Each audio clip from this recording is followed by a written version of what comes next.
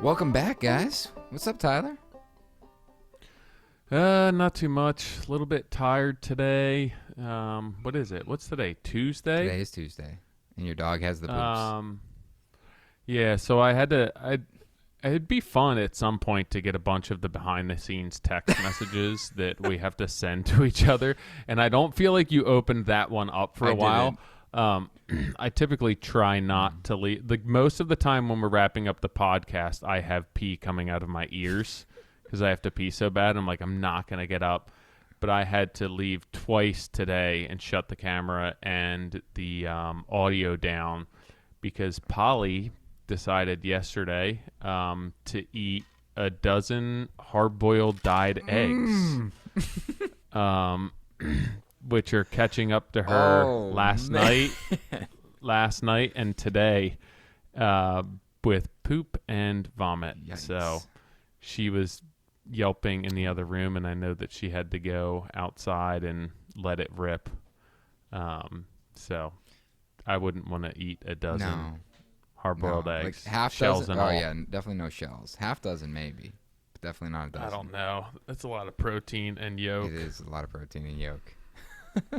But I don't think it's agreeing with her. I can confirm it's not agreeing with her.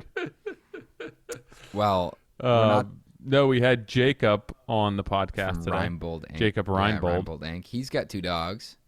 You'll hear one barge through a door and the other one yip yap in the other room.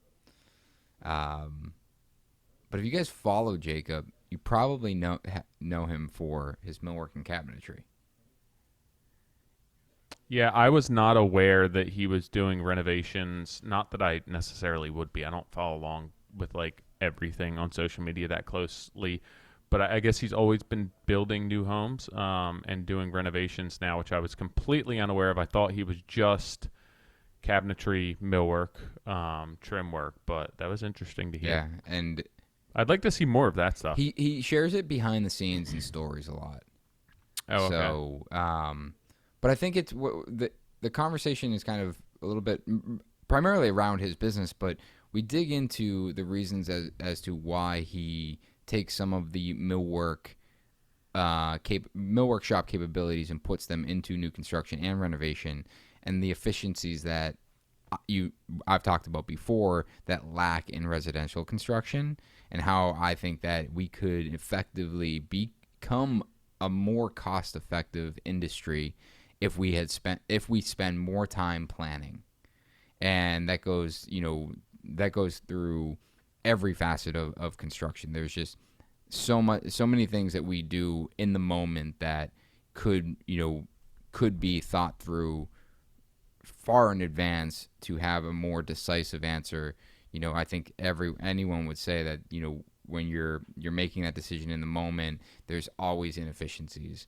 And I think Jacob is a perfect example of someone that is trying to think way ahead and, in efforts to make, a carpenter's life easier. Yeah, and Jacob is a self-professed storyteller from Amarillo, Texas. He does not break out a guitar to sing some country music, but he kind of shapes a lot of the conversation himself. A bunch of it is how he got started in business and life. This guy Jerry who helped kind of lead him along his path and get him to where he needed to be. So it was an interesting podcast. We don't talk too much. Nick and myself. Imagine it's just a 2-hour podcast, no one talking. Yeah. Enjoy, guys. Thank you. Jacob, I appreciate you being on, man. I feel like I feel like you and I, or maybe it was one-sided. I feel like I came across you guys like in the beginning of Instagram, and you guys had done that video with Festool when you guys like ran through your shop, right? I haven't done any video of Festool ever. No. You didn't? Huh. Man, how am I so wrong about this? I don't know. I mean, you can get with Festool and let them know I'm open to that, but no, never have done that. Did you ever post a video of like walking through your shop? Yeah, I mean, back when I first moved to my location that I was at prior to where I am now, we had I had a local marketing company that was good friends with one of my employees that had just reached out and said, "Hey, I think your Okay. business is cool, and I think you could benefit from just people getting to learn more about what you do." And so that may have been what you're talking about. I had some cameras kind of going through my shop, just following us around making dust and stuff. Yeah, maybe it was like, maybe I was on Festool's thing and it was like recommended to me. Either way, I remember seeing that video and thinking that you guys did some cool work. And what is that noise? Is that a fax machine? Oh, I put my phone on Do Not Disturb. Sorry. No, that Jacob, was mine. the My noisy, bad. the noisy. No, I'm just kidding. Yeah.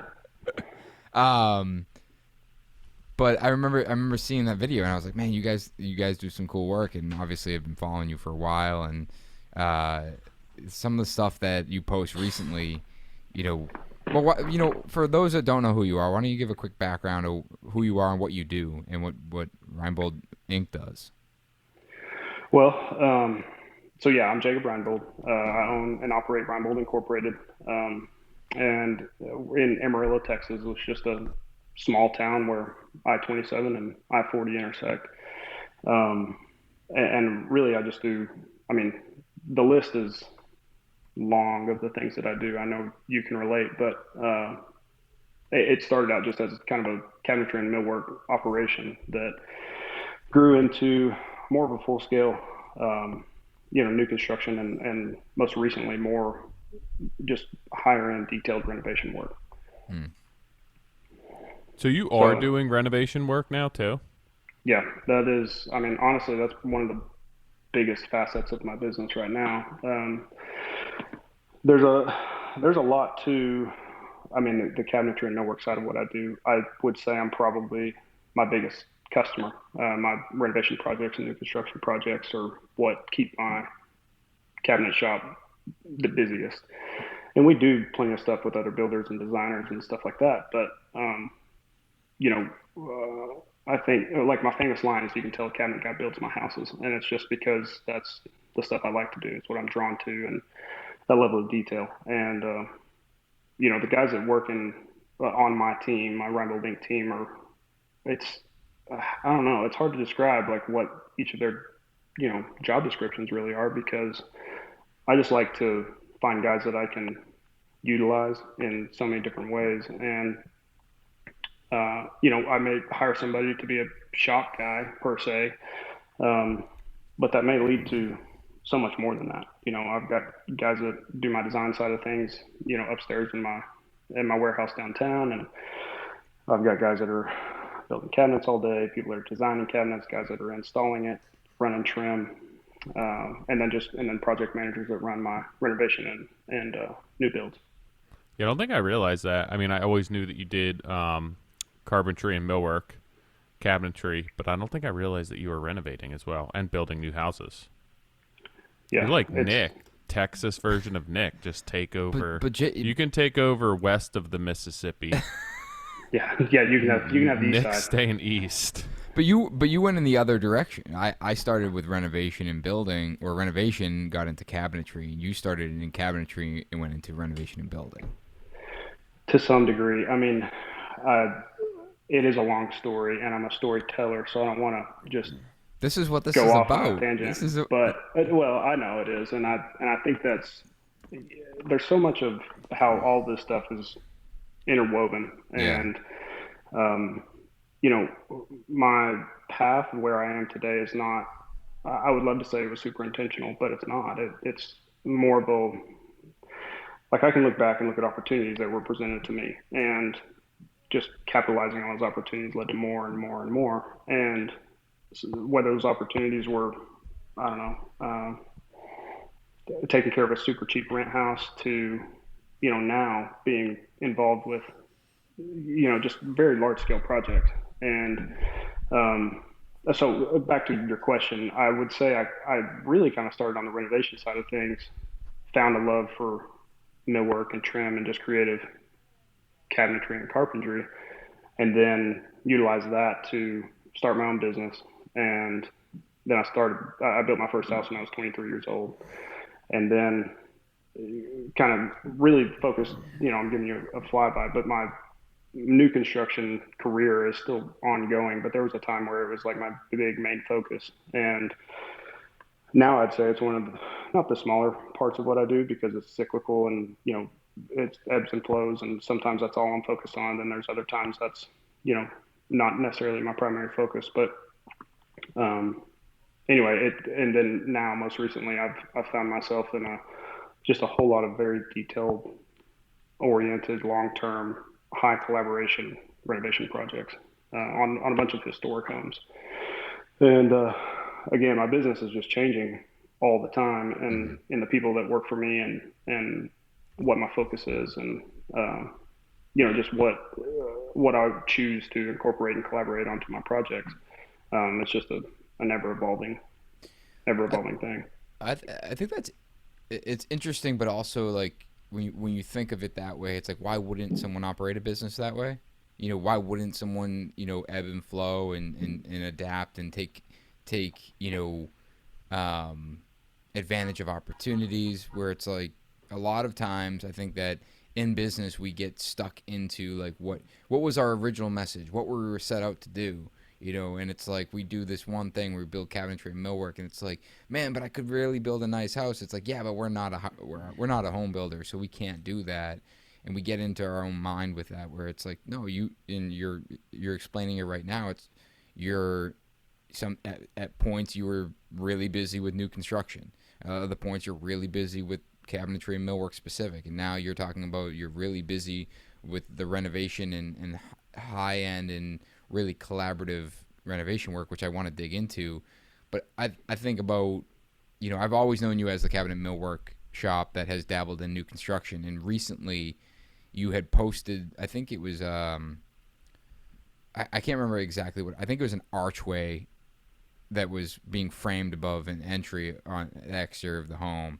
And I remember you posting about like cutting it on your CNC and it's super accurate. And I think and maybe I'm wrong here, but the way I received that is that you were trying to make a point as that this was just as important as the millwork going into the home. Why wouldn't something on the outside that is framed with sheathing and framing material be built to the same level of accuracy as the cabinetry on the inside of the home? Which you can get the argument on both sides, which I understand, but ultimately you're looking to deliver a product that is extreme accuracy. And I think that's one of the things that I've noticed with you is that it's always about the accuracy, and it's always about putting out really high level product regardless of at what phase in the project it is. Yeah. Well, I'd say you're accurate with that, and that's been again a big evolution. Even back to, like you said, my CNC and my shop and all that stuff. Um, I just went and bought a router one day, and it was because not because I just wanted to have one, but because I knew I was limited by the machinery and the tools and the software and all that I had.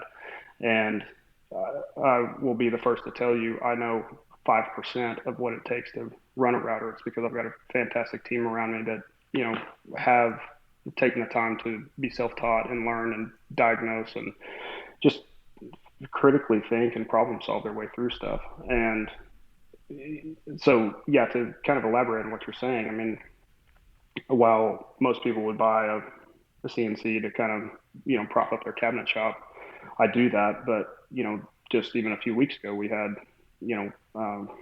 40-foot LVL micro lamps on there, and we're cutting curved rafters for one of my renovation projects. And it's not because my framer couldn't do it. He probably could, but, I've also got 60 rafters on one roof pitch that, I could give him a jig, or I could tell him how I wanted to cut it, and he could probably cut the first one right, and maybe the second one's close. But as he gets to rafter number 60, there's going to be some sort of cascading error and loss of resolution. And I see that as a challenge for obviously how to execute. But two, why does my framer have to do that? How much more would my framer prefer to, just come to my shop with his trailer and pick up all these perfectly cut rafters that that he helped figure out how we need to cut? And So, whether it's that or I think what you're referring to, was a month or two ago on a new construction project I had going. We did a parapet wall on the front and back of the house that's got a real curved shape to it. And we just take that shape and we segment it into, 4x10 sheets of zipboard and figure out a joinery method to join those sheets together. And we basically create this puzzle piece or IKEA furniture concept of like, hey, we can do that. And again, it's just in the sense of, like you said, trying to make sure that my product is going to be accurate inside and out. But also, I want to know what that line is. Like, I want to know exactly where that line of geometry is, and I want to be able to know, whenever we go to get a cast stone detail or we get a roof flashing, custom roof flashing, or anything, I can go back to that and say, this is what that is, as opposed to having to trial and error fit things and, stuff like that. This podcast is brought to you by Duration Molding and Millwork. The details and profiles matter, and now you can get exactly what you want for the projects in a highly stable, highly durable material that looks like wood and outperforms natural, synthetic, and engineered wood products. We're using our Needham project is almost all boral, and it's going to be all the true exterior, I should say, and I'm working with the team over at Duration. They're going to be running shiplap profiles for us. They're going to be running siding profiles, trim profiles. We have some swooping roofs that Steve Teak has designed. We're going to be having all of that crown on that swooping roof ran with Duration. So I get a tall... That's a lot of Duration and a lot of true exterior. It is, and I got a tall order. House. I'm going to... I can't wait to set the timer when we get those approved shops to see how fast that stuff shows up. The turnaround. It's like 2 weeks. I'm like, all right. I'm like, we got a big order coming in. Yeah, that's a big one. But, we... Yeah. I was just getting my house up and running for springtime and walking around the house, turning on hoses this weekend and realizing that I have so much rotted trim around my house. And I'm like, I should really get some duration out here. You could be working on that 2 weekends so I don't have to go now. through with this. I know. That's true. Set the clock. Don't tell Rachel. Doug, cut this. But I was like, I have so many applications for this where I wouldn't have to be worrying about it rotting again. She's going to find out, and you're going to try to use that excuse like, honey, material orders, like material is out. so far out. They're having supply chain issues. And she's like, no. Not with Keith will probably send her an email. Not with Duration, Tyler. Good try though. This podcast is brought to you by Reno. Building materials exactly when you need them. Oversized orders, we got you. Big, large, or extra large, our team is equipped to deliver any size order. Located in Montreal, Toronto, Boston, Chicago, Philadelphia, and Washington, D.C. I want to know where they're going to be next. I don't know if I'm sure they know that, but I don't know if anyone else knows that. We should start a poll. A poll? Yeah. I feel like Texas. I feel like they got to get in Texas. Maybe. Could be. I see. I literally live. see their vans everywhere. Yeah. Do you? And I just see their emails. Yeah. Well, I know you're far outside Philly. But it's funny, we have that one project in Rhode Island, and Brian is running that job, and I had said, why don't you just have Reno run? And he's like, because we're not in Boston. I'm like, fair point. I forgot that we were in a different state at this moment. But we use them all the time. Yeah, I'm curious. We should definitely start a poll. I want to know what the next city's gonna. How about we do this? How about we help get the next city on your story? Post up the Modern Craftsman, tag us and Reno, and let us know what city you're in. Yeah, and then where you want them. Where you want them next, because. And it got to be like a metropolitan. Yeah. It can't be like I live in this random town. Yet. Eventually, you know. Be there. Yeah. If you guys want more want more information, renorun.com. And if you want 10% off your first order, if you are in Montreal, Toronto, Boston, Chicago, Philly, or DC, podcast.renorun.com/Modern Craftsman. This podcast is brought to you by Rockwool. High performance, fire resistant, soundproofing stone wall insulation for your interior and exterior walls. Not only helping you overachieve local codes and building standards, but getting ahead of future codes. So Mike just got a bunch of Rockwool comfort board for our under slab installation at our Needham project. And I was very wrong. He kept telling me that they're coming in 4x8 sheets. I'm like, no, Mike, they're 2 feet by 4 feet. He said, no, they're 4 feet by 8 feet. I'm like, nope. And I finally just kind of gave up on it, and I showed up on site the other day. Tyler, you were with me. With me. You, and they were very much 4x8 sheets, which I was unaware of. Yeah, I was going to actually say that I knew you used it on a lot of your projects, but it was getting slightly carried away when 2 of your projects I've gone to have had a mountain of Rockwool on site. I mean, they're burning through it. Yeah, they were definitely 4x8 sheets. Yeah. But light enough to carry. Well, the excavator put them down in the hole, to be fair. Well, not the entire Oh. pile. Yes, they'll be dragged around for our under slab, and a lot of people have reached out. It doesn't work under slab. It absolutely does. It's designed for direct burial. It's designed for under slab. It's not as compressible as a comfort bat, but one of the other benefits is being part of the R class program, which really helps us work through engineering and understanding the performance of our homes. So it's a premium partnership program for builders, and it's a community that, of people that take pride in this and want to be able to network with other builders and pros, get samples, rebate savings, all of the above. If you guys want to learn more about that, rockwool.com/rclass. This podcast is brought to you by Upstate Merch. Upstate Merch is a quality-focused screen printing, embroidery, and graphic design shop located in Whitney Point, New York. For over 12 years, Upstate prides themselves on only using the best materials and American-made tools to get your job done. And their highly trained staff and graphic design team, they'll help you walk through the entire process and find the right garment and printing style for your needs. Yeah, Upstate we were just at the Cape Cod Lumber event. I guess at this point, by the time this comes out, it'll be 2 weeks ago. Upstate did the T-shirts for them and had designed them as well. And I think Chris, who runs the marketing at Cape Cod Lumber, went to Dylan and was like, yeah, I want to make like a metal, 90s rock and roll concert. Yeah, like concert T-shirt type vibe. And he said that they came back to them with like super hardcore like metal terrorizing font, like that it was a little too intense. Like maybe we could tone this down a little, but then rework the design and gave them they nailed it. Works. Yeah, it looked like you go to a concert and buy the T-shirt. I was like, man, they like the 500 people or whatever, they are all wearing this shirt when they leave.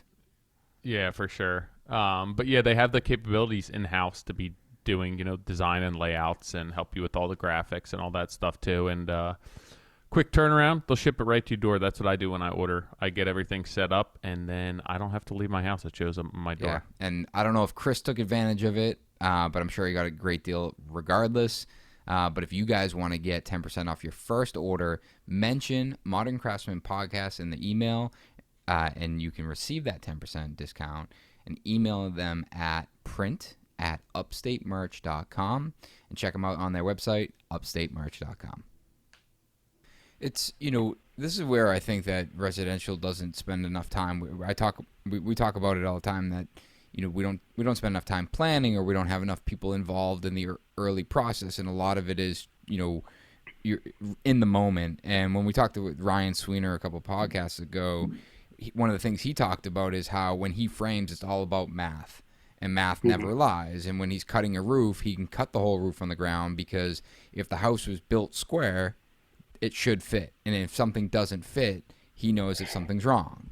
Where, for like another, like the guys that are out there framing, and there's nothing wrong with it, just a different way of framing, but the guys out there that are measuring in place and then figuring out what that rafter needs to be in place, there's nothing to check against. It's just like, hey, we're measuring, it needs to be this length, put it in. Of course it fits because you measured the actual location. But what you're doing is kind of the math on steroids. And this is the argument I've had with Ken before in my shop, is that, utilizing CNC and things like that takes the monotony out of a project. You talk about that 60 rafters that need to be cut. Ideally in the best situation, you make one template and you use that one template throughout all 60, and then you go back and cut them. But maybe they cut 6 and then they use the 6th one and use that as a template, and so on and so forth. Right. I've done the same thing with stairs, where it's you measure, you figure out your stairs, and then I'm like, I know it's going to take my guys all day to figure out the rise run. It's going to take me 20 minutes to draw this in CAD, and I can send it to my lumber yard, and they can cut the stringers out of LVL, and they show up and they're dead accurate. And what I like what we're talking about here is the efficiency and the fact that there's ways to streamline processes. I'm gonna tell a quick story. I had visited the Wynn Casino in Boston, and we decided to stay there one night. And I walked in, and I could not get over the quality of the work. It was really, really nice. Yeah. And I was like, it's amazing to me that they built this building in the time. I forget how many months it was, but it was fast. It went up really fast. And there was an argument, oh, well, they work 2 shifts. I'm like, I understand they work 2 shifts, but still, the amount of work that they had to put in place in order to deliver this and at a high quality, like, how did they do that? So I started digging into it and reading about it, and it was because they had pre-manufactured most things. So when interior doors showed up, they were already finished, completely finished. They weren't spraying anything on site. Interior trim and casing was pre-made, all mitered, wrapped up, showing up on site. Like they were limiting the monotonous work by utilizing techniques in a shop, utilizing computer like CNC, and what you're talking about, that parapet wall. It's like, yeah, or those rafters. Yeah, someone can do that, and I know the argument can be like, well, you're taking away the craft of it, but I don't agree with that. I think that what you're doing is you're allowing that craftsperson to have a more enjoyable experience. It's like they still got to get the rafters in place where they need to be, and there's still going to be stuff that needs to be done on site.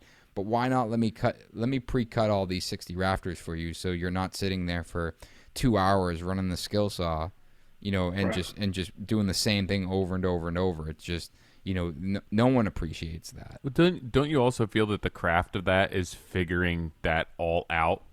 Whether it be on paper or on a computer, it's not necessarily putting the tool to the workpiece. I think that's a great argument. Case. Yeah.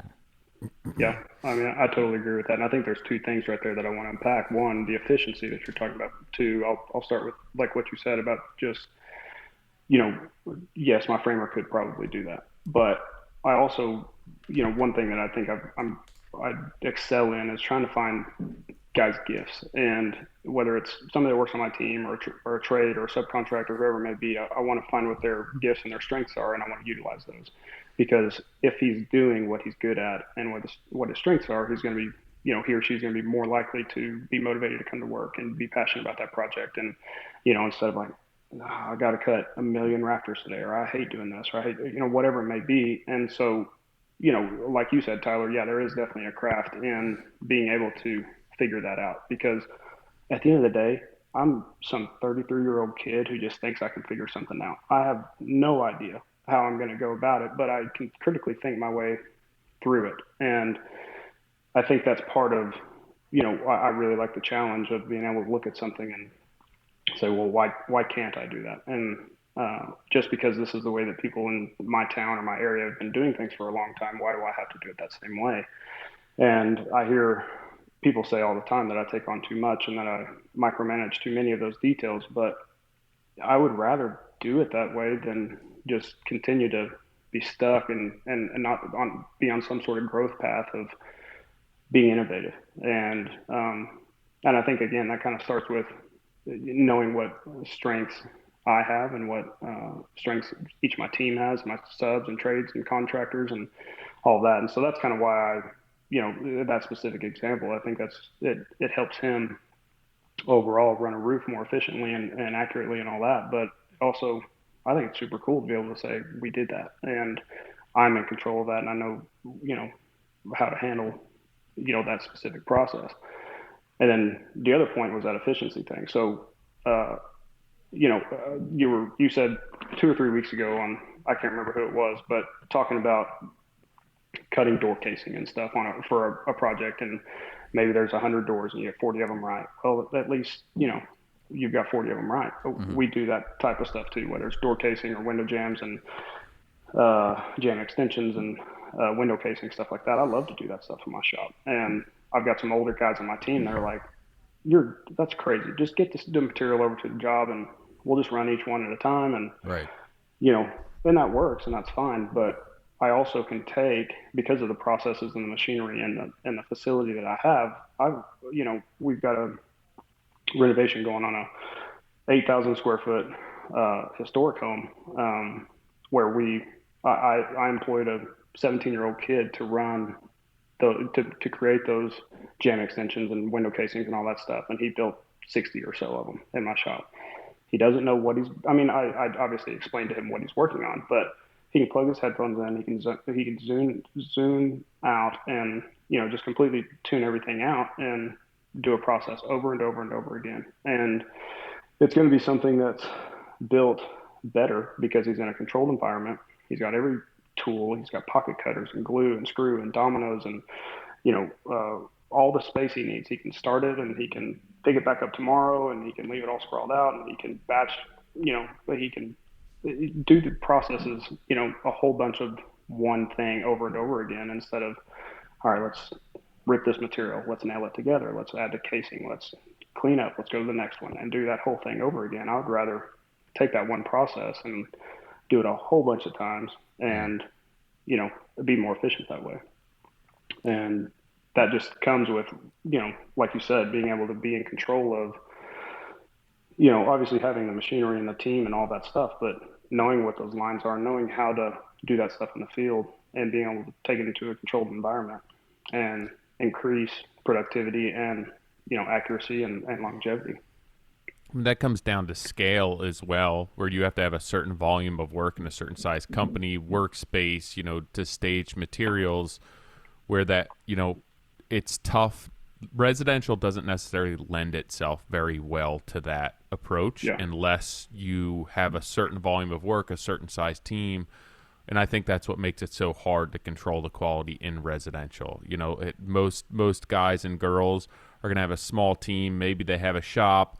They don't necessarily have enough work volume that it does make sense to do that. And I think that every job is different. Every extension jam is different. You are working on site where you need to be at a certain scale or a commercial size project, like you're saying, Nick, with the casino, that it makes sense to do that.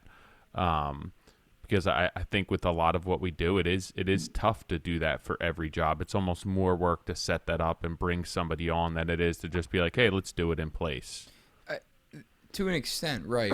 But like the door casing example I had made a couple weeks ago, Mike challenged me on that, said, what if they're wrong? And that, just like Jacob said, if you get the majority of them right, great. And he's like, well, what about the heights? I'm like, leave them long. What you're doing is you're trying, like, the hardest part of doing casing is getting that miter right and then making sure that miter doesn't open up. So, and one way we're doing is we're adding lamello clips or dominoes or pocket screws, whatever that case is. It's a repetitive motion. And typically when you're doing it on site, you're going through the motion of cutting, putting the lamello in, cutting the next one. It's out of order, where it's like you can produce, you can sit there and cut all your lefts, all your rights, all your heads, and then go through and set up a jig where you're just blasting out lamello clips, over and over. Yeah, I mean, in a renovation, it's lesser than new construction, but I think that, and again, to your point, Tyler, like, yeah, it has to work in scale. If you have like 2 doors, it really doesn't make sense to get ahead of that. But if you get a whole house worth of doors, it's like, get rid of, and you can blast through all the miters. And I also, going back to a podcast we had with Clay who used to own Azure, he talked about like the entry-level kids that would do the monotonous task over and over and over. And what you were just talking about, the same thing, where it's like, this kid's making jam extensions. that's a great. This is a great opportunity for him to learn. Not because we want him to be the best at making jam extensions over and over Right. and over, but Clay had made the reference of that kid's gonna learn what that saw sounds like when it's doing its job right, and when Right. it's doing its job wrong, and that is stuff that they learn subconsciously, and it's setting them up. This like, hey, this is your entry level. This is the entry level. I'm going to set you up on this saw. Here's the parameters I need you to work in, and go for it. And then they start learning how to use that saw and becoming comfortable with it. And then they take that next step, and then they're going into something else. Right. I mean, the nice thing about fabricating off-site as well, you're working in a controlled environment. Everything is plumb, level, and square, and then you go to install it, and like you have to make margins work. It has to be that way when it goes in. So like you're scribing bottoms, to make that door hang the right way, or if you make a inset cabinet carcass and then you install it and somebody racks it on the install, the door's not going to fit. So it's like, I got to get this cabinet in the way that it should be, right, and scribe properly to the wall and floor so that everything's fitting and the margins are right, which I think it ends up being a higher quality of work because you can't I'm not just going to recut this door. Like, you have to install that to make those margins work properly, and I think that also does help get a better finished product. Yeah, that for sure does. And I'll be the first to say that every single one of those window jams that we made wasn't perfect, and it didn't just go right in and pop a few nails and throw some shims in and it's finished. But it was more of a proof of concept, and that's how I view this rafter thing and this parapet wall deal, and some of these other just random projects that come into my shop. I mean, there's times I'm like, where does this stuff come from? Because I think I have established enough of a reputation as a problem solver that there are things that come across my plate that back to what you said, Nick, like, is this what I started this business for? And I try to be really receptive to that because, back to opportunity, I want to capitalize on any opportunity that's put in front of me, as long as it's something that I'm obviously somewhat interested in or passionate about. I'm not just going to do stuff just because it presents itself, but just because it's a challenge doesn't intimidate me. And I think that's just the way I run my everyday business, back from purchasing a router or the new building and the machinery and the software and employing the team that I have. I've got just a crazy diverse group of guys that work for me. Some of them, like I said, Tyler, are 15, 16-year-old kids, and I've got some that are 40 and 50 and 60 years old. And some of those guys don't know anything. They come to me not even knowing how to read a tape measure. And I love that. I mean, I don't love it because I've got to teach them just the very basic fundamentals, but I'm not looking for necessarily experience or know-how. What I'm looking for is a teachable spirit and somebody that's willing to work hard. And if you can be teachable, I can, and you'll just show up every day. That sounds like a really low bar, but I can work wonders with that. And I just try to take this mentality of don't be intimidated by problems and tasks. Like, just think about it and critically think and problem solve and give it a shot. You're probably going to screw some shit up, but it's going to be okay. We're going to learn from it, and we're going to celebrate mistakes. Just don't make that same mistake over and over again. That's the way I've learned how to do everything. And every project I do is done somewhat in some capacity different than the previous one, just because I want to continue to get better at everything that I do. And I'd like to have team members that share that same mindset, and which is really hard, trying to find guys that, think that same way. Because a lot of times I'll just take a guy to coffee or ride around the truck for a few hours and talk about working for me. And I'm trying to cut through all the miscellaneous conversations we're having and be like, okay, does this kid have what it takes? Does this, old guy have what it takes? Do they want to do something unique and think in a different way than most other people? How many people and that's work? What I think is. Sorry, how many people work for you now? Well, it depends on when you count. Around 14. I've got some that are part-time. I've got a ton of full-time guys. But yeah, that are a part of Reinbold Inc. that are on the Reinbold Inc. payroll. I've got 14 guys. And when did you start the business? I'm 33. I started I guess I kind of broke off on my own and started doing my own thing when I was either late when I was 19 or early when I was 20 years old. And it all kind of started when I was 14. So I'm married. I've got two boys. My wife, Macy, I met her when I was 14 years old, and she had her very best friend. They were hanging out one day, and her Macy's best friend's father, Jerry, he had a big house over in a nice neighborhood here, and I was some long-haired kid, baggy pants, no direction in my life, and was bored one day, and so I tagged along with Macy over to her friend's house, and I'm like, what the heck am I doing here? I'm gonna look around this big house, and just kind of started wandering around, and I wander into who I didn't know at the time, Jerry's office, and I walk in there, and Jerry's in there working. He's a real estate appraiser, but he was so much more than that, just an entrepreneur. And I wander into his office, and he's like, "Hey, who are you?" Well, I'm Jacob. Who are you? And kind of get to start talking to this guy that I have no clue who he is or anything. And next thing you know, I'm just sitting down with him, and he's asking questions, and kind of, I didn't really know it at the time, but he was planting a seed in me of just, like, what do you do with your life? What are your goals? What are you interested in? What are you good at? And again, I didn't know what the heck I was doing. And I mean, really, again, long story short, Jerry ended up saying, "Hey, I want to give you a job. You want to just start working for me?" And I'm like, "Well, I don't know. What do you want me to do?" And he said, "Well, you can just show up tomorrow, and you can mow the grass, and you can take my wife's car for an oil change, and you can help me file some stuff in the office, and just doing random stuff." My joke was I was the pool boy for a house that didn't have a pool. Like, I was just doing whatever he needed me to do. And again, looking back, that was 19 years ago. I look back and I'm like, okay, that guy planted a seed in me and started investing in me.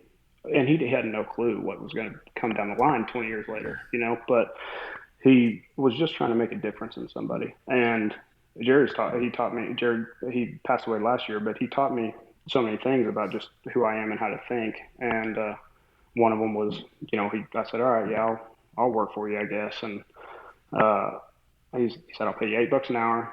I'll be here tomorrow. What time can you be here? I'm like, I don't know, maybe 9 or 10. And he's like, no, how about 6 or 7?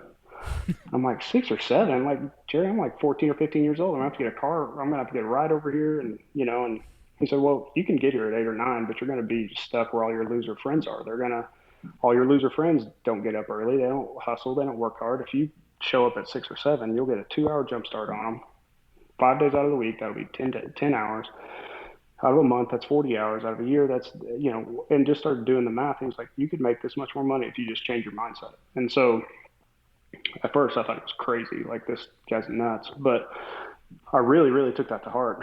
And that's just what I do. I hustle really hard because I just believe in, just doing more than what everybody else is doing. And it's not that it's like, I just want to do more than everyone, but I want to challenge the mindset of, from the time you wake up in the morning to, how you structure your day, to how you delegate things, to what projects you take on, to how much you think you can do, and all that. And anyway, that was just some of the.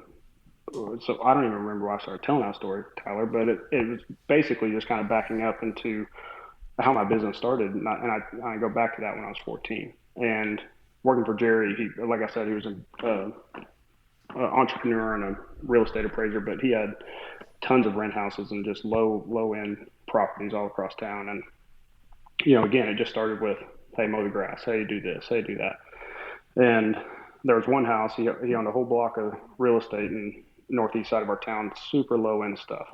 I mean, maybe $20,000-$30,000 property. I mean, nothing big. And he said, hey, this summer I want to take these duplexes and I want to turn them into one big house, and you're going to do it for me. And so I'm like, okay, well, I don't know what I'm doing, but I'll try it. And so we meet over there, and Jerry, just stood with me, shoulder to shoulder, looking at a wall. He says, we need to tear that wall down. I'm like, Jerry, I don't know how to do that. And so we just sat there and said, okay, well, what do you need? And he just sat there and didn't answer, just dead silence. What do you need? I'm like, okay, this guy's going to make me answer this question. I guess I need a hammer. I probably need a trash can. I don't know. What else? Well, I don't know. Here's my credit card. Go to Home Depot, buy what you need, come back, do what you think you need to do, and let's meet back in the morning and see where you're at. And so did that. And then, obviously tear drywall and stuff like that off of the wall and exposes wire and plumbing and framing and all this stuff. And same exercise the next day. All right, what do you need? Well, I don't know. That looks like an electrical wire to me. I'll probably need something to cut it with, and I'll probably need to find the breaker box, and I probably, all this stuff. And I remember saying, like, Jerry, what if I screw this up? And he said, Jacob, look around you. This is a brick house. It's got a metal roof. It's a $20,000-$30,000 property. I've got 4 more houses right next to this one. If you screw this up, what's the worst that's going to happen? It's not going to burn down. And so he kind of just gave me the room and I guess the leash to kind of have some freedom and to try something. And so I did. And that's how we approached everything. And again, back then I was like, this guy's crazy. Why is he making me answer these just what seemed like rhetorical questions? Of course I need a hammer. Of course I need some tools. Of course I need this. But looking back now, he was more or less putting a task and a challenge in front of me and teaching me not to be intimidated by trying to figure it out. And I don't care if I was 14 or 15 or 16 years old. It taught me then that I could do anything that I was willing to try. And so that, even again, I'm trying to get to why I'm setting this up, Tyler, but it was stuff like that. That's how I started doing. That was really how I got exposed to construction. And, working on those super low end projects, it was just a job. It was not necessarily anything I was passionate about. And he, back to the entrepreneur side of him, he called me one day and said, hey, Jacob, I sold my house. I haven't told my wife yet. I sold my house because someone walked up and offered me some money. I accepted it. I bought another house in this historic district. I'm telling you, I'm working on these big renovations in. And he said, I need you to go upstairs and get the upstairs done for me so I can move in. Then we'll do downstairs. Well, this was 7,500 square foot house. It had a indoor pool with a retractable roof. I mean, it was like really nice, cool home. And so I get to working on this. I'm like, okay, this is the stuff I want to do. I'm not going back to this, duplex, Jerry's evicting people left and right. Like, I don't want to do that stuff. This is the stuff I want to do. And so it was in this project where I found just an interest and a passion for millwork and trim and building cabinets and, stuff like that. And obviously back then it was just, I had nothing. I had a trailer full of tools that I kind of accumulated over the few years, but I was just doing stuff on site, and whether that was running crown or adding detail to something or, whatever, I was just figuring it all out there. But that's where I really began to get passionate about that type of thing and just the custom renovation world, as opposed to, and nothing against the duplex work, but that just wasn't what was, moving my needle really.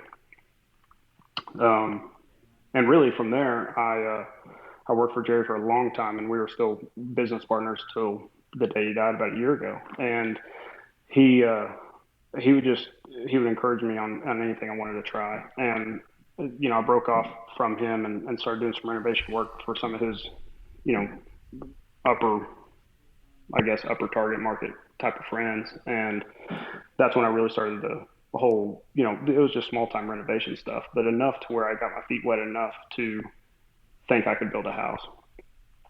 And so anyway, that kind of led to, let me back up just a second.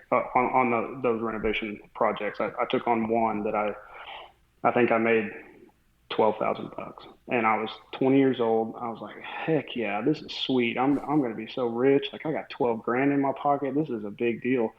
And so it was just a small enough renovation. I was like, I'm going to go buy some of this cabinet shop stuff that I want. So I bought a table saw, a Schiffer, a bandsaw, and my first Festool Capex. And that's when I decided, okay, I'm going to go into building cabinets. And I didn't have any experience with that other than just, what I would come across in these projects. And so anytime I was in anybody else's house, whether it's family member or friend or, project I was working on, I always had to take measure. And I'm measuring, why are these people putting 2-inch stiles in? And why are their toe kicks this tall? And why are their cabinets this high and this deep? And just kind of just picking the brain of the person that had installed on these other projects and trying to come up with my own set of parameters. And back to what you said, Tyler, about even scale, I would look at it and say, okay, well, why do they have a 2-inch stile and a 2.5-inch top rail and a 1.5-inch bottom rail? Could I maybe get some more nominal sizes so that when I'm standing at my table saw, I can just make a whole bunch of the same part? And later I learned that that's not necessarily the best way to do it, but that was my mindset of how to be efficient in the way that I was creating these parameters that I was setting. And anyway, that's kind of really how I guess the cabinet shop started. And it was just me. I mean, I had a trailer and a strong back, and I just willed this thing to existence. And I would, again, it all started with just the projects that I was working on, where I would build stuff and design it myself and take it to projects and, lug it upstairs and hold a cabinet on the wall while I'm trying to screw it in. And, just stuff that you do when you're 20 and 21 and 22 years old, thinking you'll be fine and your back's not going to hurt and your body's not going to break down and all that. Now, again, I told you I'm 33. There's times I'm like, golly, like I'm tired. Like this is tough. You can't sustain that for that long. Anyway, that's kind of how I guess the cabinet shop began, was just me self-teaching myself how to go about doing things. And that's evolved, tremendously over the years, obviously. I mean, now with the technology that I have, and, it's even a running joke in our shop that we never do the same thing twice, because we're always trying to improve and adapt and, get better at this or that. And because, one of my sayings that I've been trying to say less is the answer is always yes. Well, just because I can do something doesn't mean that I should, just blow up all my parameters and settings just because somebody wants something different. And I mean, I can do that, but, again, I'm trying to know the territory. But so Jacob, it's clear that, you talk about being 14 years old and Jerry telling you, if you just wake up 2 hours earlier, you can make this much more money, like things like that. And it seemingly, us talking now and talking about the CNC use in construction and so on, that self-optimization seems to be really high in your priorities. And, whether it's work, I guess my question is, does that relate back to life as well? Like, are you always looking at what you're doing and questioning if you can do it better? For sure. And not just in work. You're right. I mean, so some more long stories, but back to my wife. So I told you I've got 2 young boys, 8 and 6.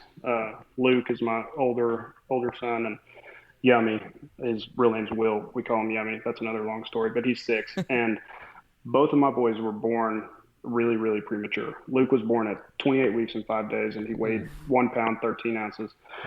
And Yummy was born at 2 pounds, 1 ounce at 28 weeks and 2 days. And wow. Crazy stories, crazy miracle boys. I mean, completely healthy and perfect to this day. They got crazy powerful testimonies. But one of the things, whenever Luke was born, he was our first child, and I was working like a dog. I'd work 8 days a week. I would just work. I was trying to build a business. And anyway, I came home one day, I think it was on a Sunday, and Macy was like, this isn't going to work. You can't, like, you have a kid now. I'm here. You're never here. You're just focusing on business. Like, this ain't going to work. You're going to need to change what you're doing. And I remember saying, like, well, what about this? And what about this deadline? And what about this client and all that stuff? And she was just like, listen, it's all going to wait. All of that stuff will be there for you Monday when you're ready to get back to work. And I struggled with that for a long time, man, because I was just, again, Jerry had kind of built that into me. You just need to hustle. And while that's true, there's something to be said about being involved in your family and being a good father and being a good husband and all those things. And so I struggled with that for a long time. And just some of my friends and other mentors just in church and friends and all that stuff were just like, yeah, you're right. Like she's right. You don't need to be just not present. And at what expense is, what expense are you paying to be able to grow that business to the degree that you're trying to build it? And so we we both felt really at peace about changing my work schedule. And I can get up as early as I want, but I'm going to be home by 5:30 every day, and I'm not going to work weekends. I just don't do it. There was a time where that scared the death out of me because I was just thinking like I'm going to lose so many things because of this. And I had also, created a reputation with my clients where they knew that they could get to me any time of any day, and I was working, and they knew where to find me. And there was just an adjustment period of, well, I'll get back to you if something's on fire. I mean, I've obviously got my phone on me after 5:30, but it's not like you're not going to invade into my family time either. And right now we're knee deep in sports and baseball and soccer and all the things. And even if we're not, there's something to be said of just like I can come home from work and lay on the ground and play Legos with my kids or do whatever and not have to be preoccupied with somebody wanting to know, what the schedule is, or what paint color to use, or what's this going to cost, or like, it doesn't matter. Like, it can wait until tomorrow. And so I still have that hustle mindset of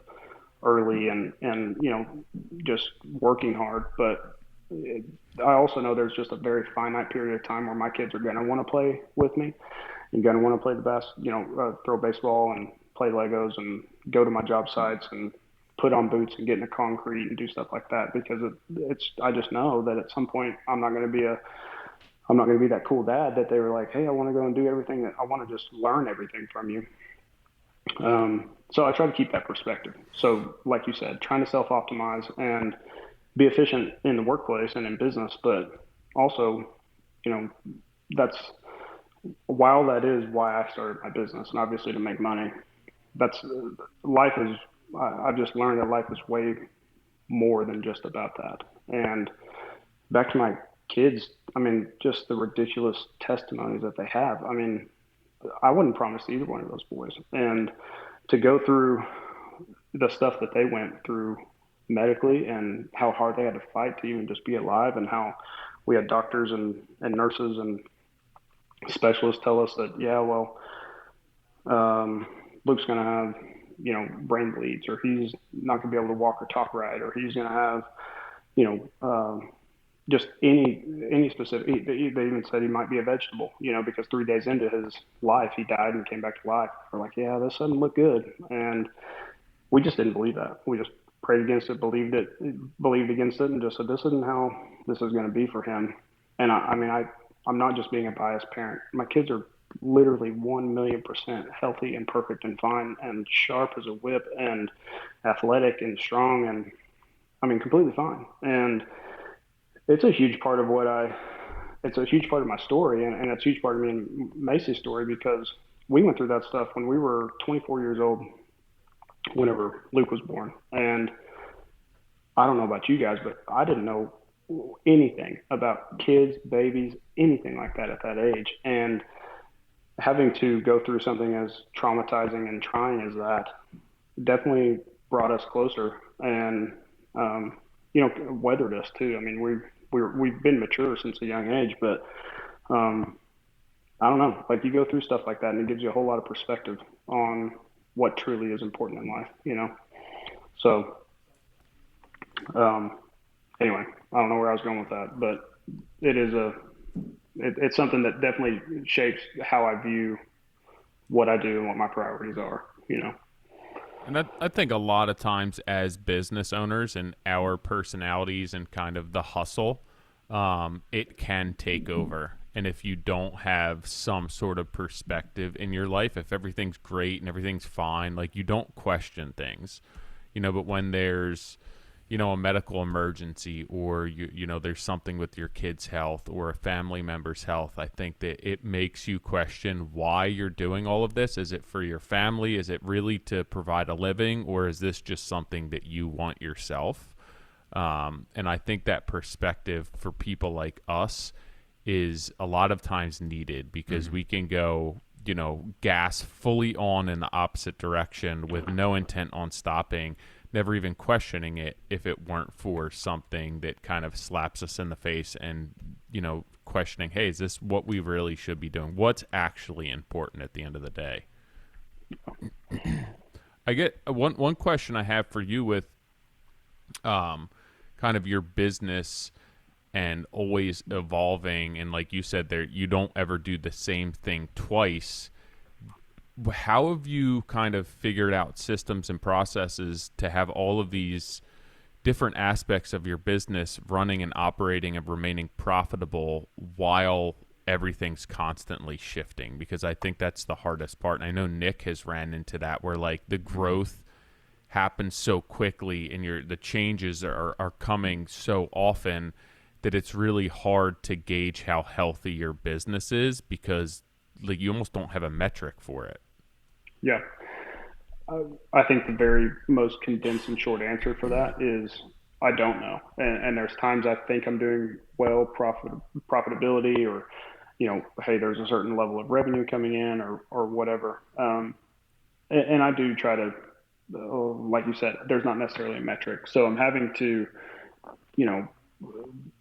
like even on the new construction side of things, people will call and say, hey, what do you build per square foot? And I'm like, I can't answer that question. And it depends on so many different things, and what is it that you need and want. And I know you guys see that same type of thing, and it's not even just, hey, what do you want? Oh, it's going to cost this, but I got to gauge that person, and I have to gauge how much hand holding and how much education do I have to give them, and how much involvement, and, are they a dream client or are they not? Are they, really needy, or are they easy? And, so all of that definitely factors into just how I'm going to structure a potential project or deal. But, I have, and even it's been within the past few years, you're right. The growth has been rapid, and it's been hard to keep up. I mean, I'm struggling to keep up right now with all the stuff that we have going, and I'm thankful for that to some degree. I mean, obviously I want to get better and be more efficient and be able to keep up, and obviously find what I need to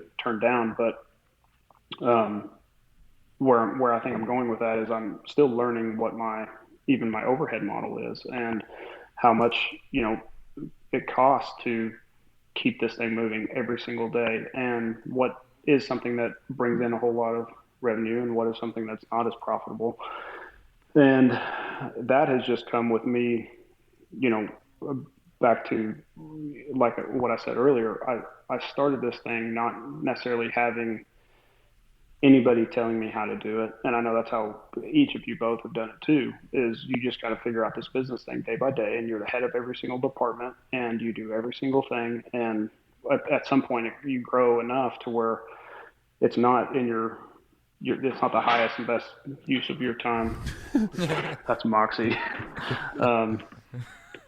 But it's not the highest and best use of your time to do your taxes, and to do a financial statement, and, reconcile bank accounts, or to do HR stuff, or to hire and, do admin things. And so it's been a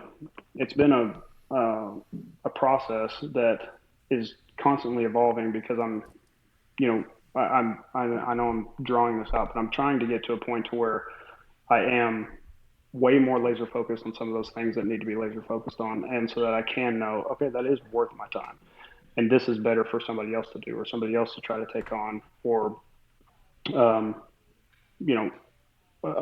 type of thing. And, so I don't know, Tyler, I don't know how it's just something that I would say that I don't want to say struggle, but something that I'm chewing on all the time, on figuring out what I want to do, and what is in the best interest of my business, and what type of projects do I want to tackle. And because I am willing to try so many different things, it's, that's a struggle, because I want to try, whether it's curved rafters, or a parapet wall, or cabinets, or, I just don't know the amount of the things that come into my shop, that need my attention, are super, super diverse. And,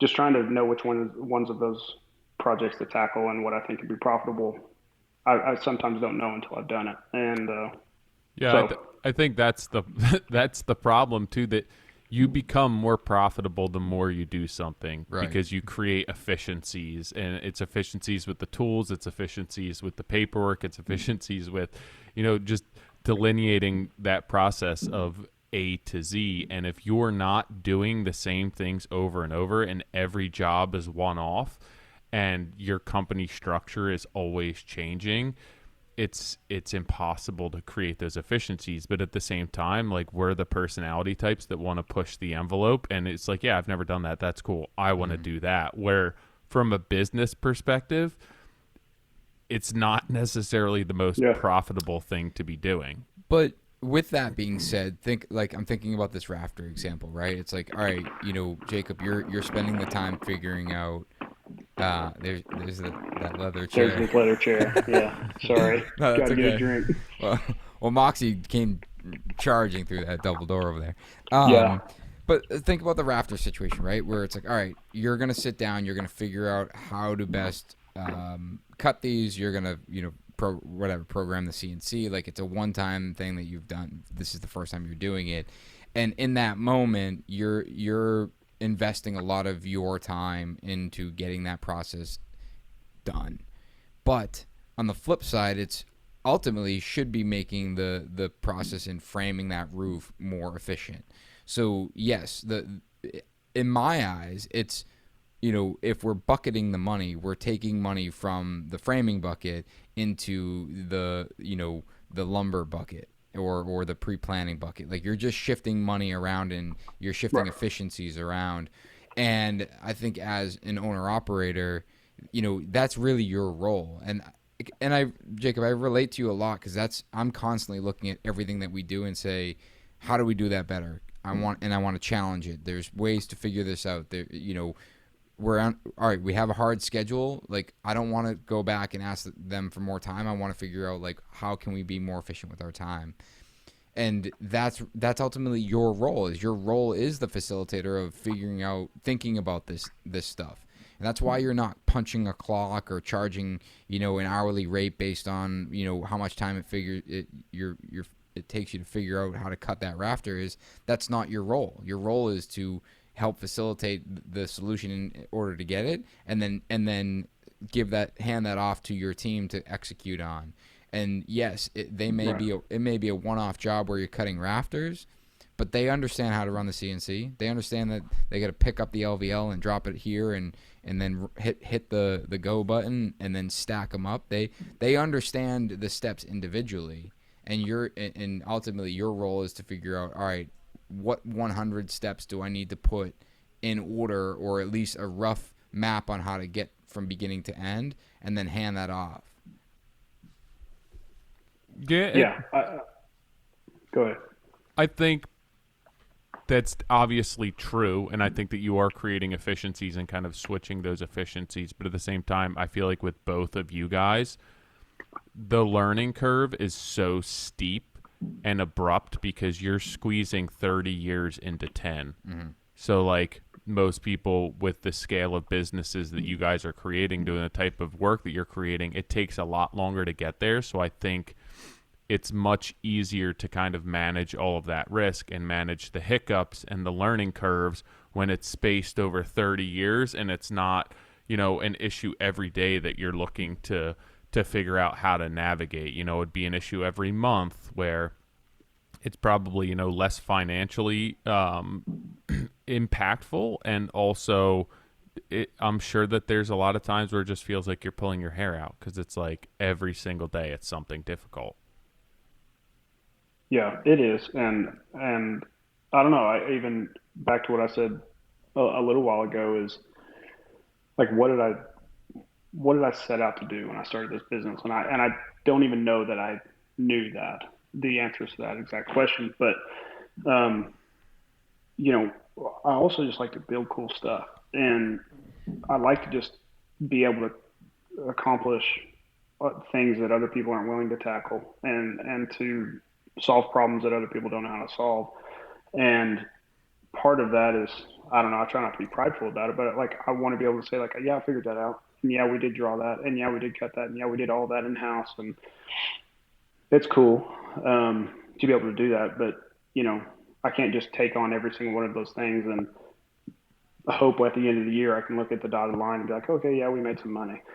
I mean, obviously, I need to be able to do that, but you know, I think that's the balance you're even talking about, Tyler. Is yeah, we're trying to cram whether it's years or decades of experiences into some trials.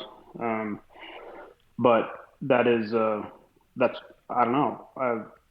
Back to even what you said about there being a metric for this business. I mean, Nick, outside of you, and you know, listening to Tyler Killen, I think from a couple weeks ago, like before you guys, I was like, I don't know any other business that has this cabinetry and millwork, you know, support element to their business and does this renovation work and does the new construction and can kind of support those their own projects with this element. And I realized that as unique as it is, it's not. I'm not the only one out there trying to do some of these things. I realize that my business is unique in itself, but um, I don't know. I just think it's a cool thing to be able to. My screen just went off.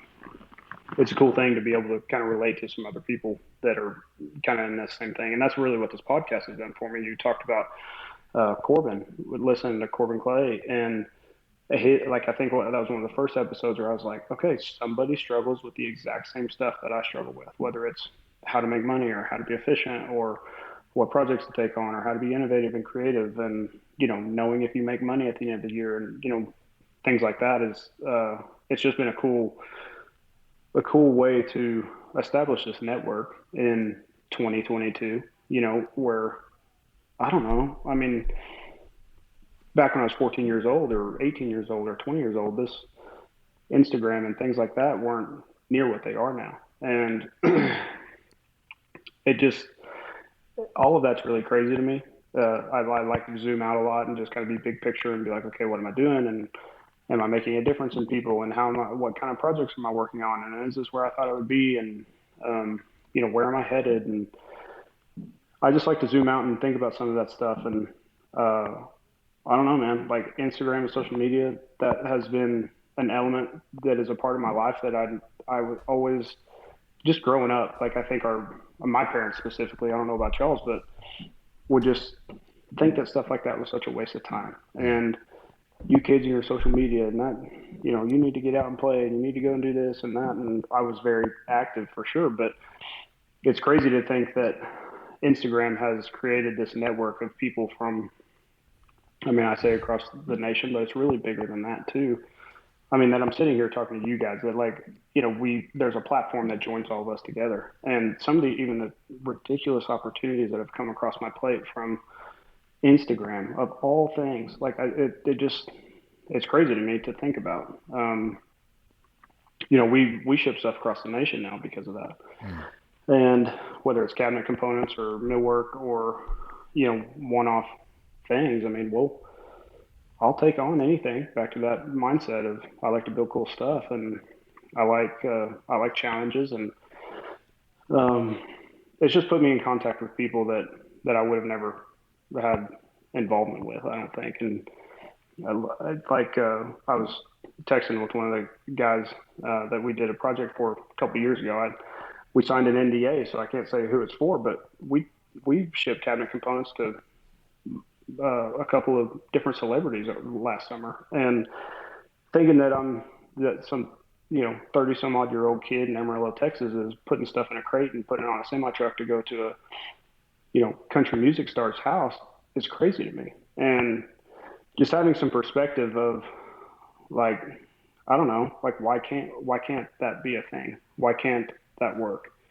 I just think that's the part of my business I kind of like to romanticize about, like, okay, well, we really can do. Am I, you know, an established business? Am I somebody that other people would come to for really specific problems or, you know, design questions or whatever? I don't know, but why can't I be that? You know.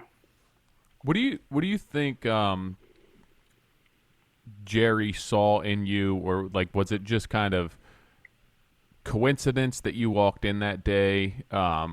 did he do this with other people, or did you guys just have a connection? I guess that's kind of part A of that question. And then B, which I just think on a personal level, what did your parents feel about this relationship? Because obviously you guys were close, and I think of it, as a parent myself, and it's like I have another man taking my child under their wing and like showing them the ropes.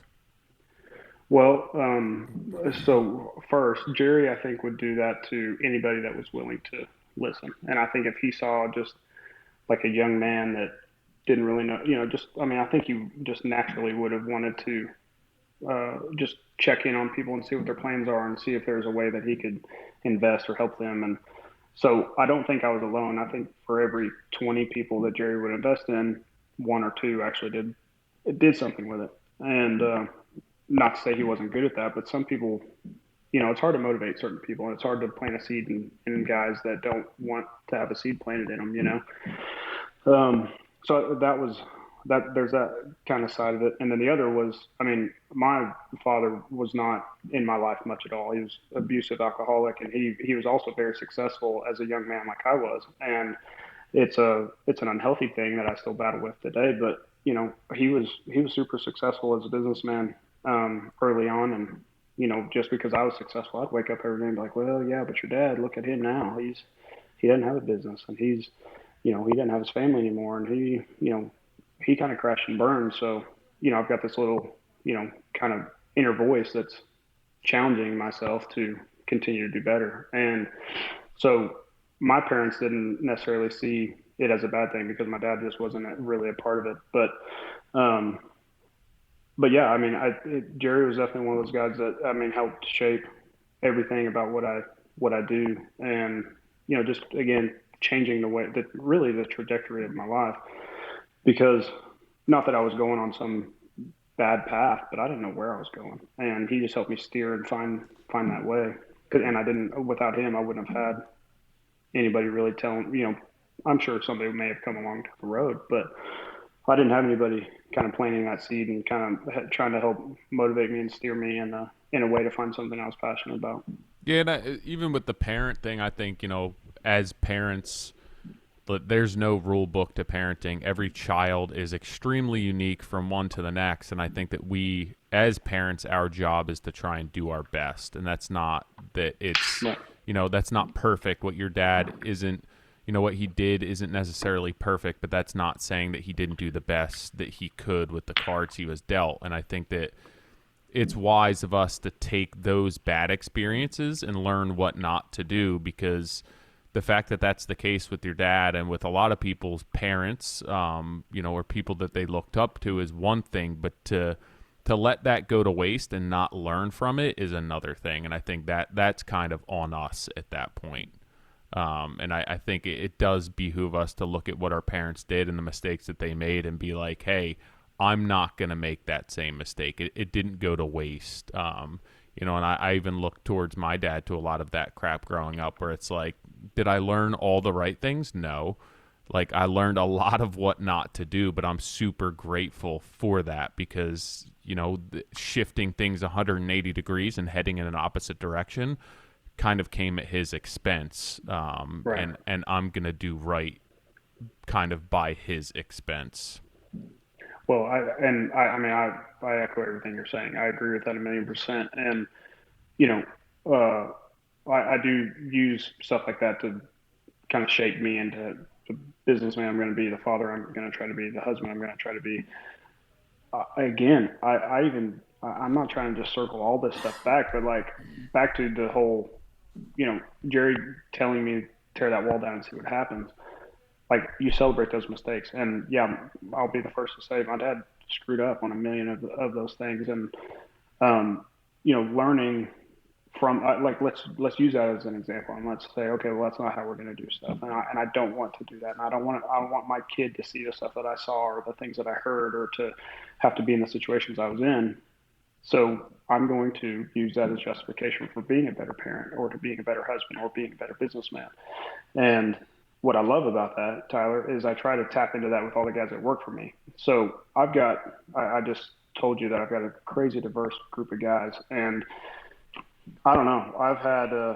I mean, God's hand's been on my business like crazy from the get go, and there are certain guys that just fall in my lap that it is just beyond coincidence that they're in my life at the right time. And some of the guys that work for me have stories just like that, where they don't have moms or dads, or they have had certain struggles or battled depression, or had opportunities slip through their fingers or whatever. And I like to kind of take each one of those guys' stories and kind of learn from them, because at the end of the day, that's all I have too.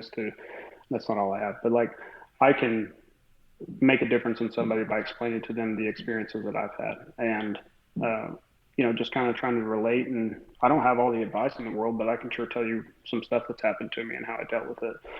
And I just think that's really powerful. And I think I've got a lot of people on my team that are like that have, it's more.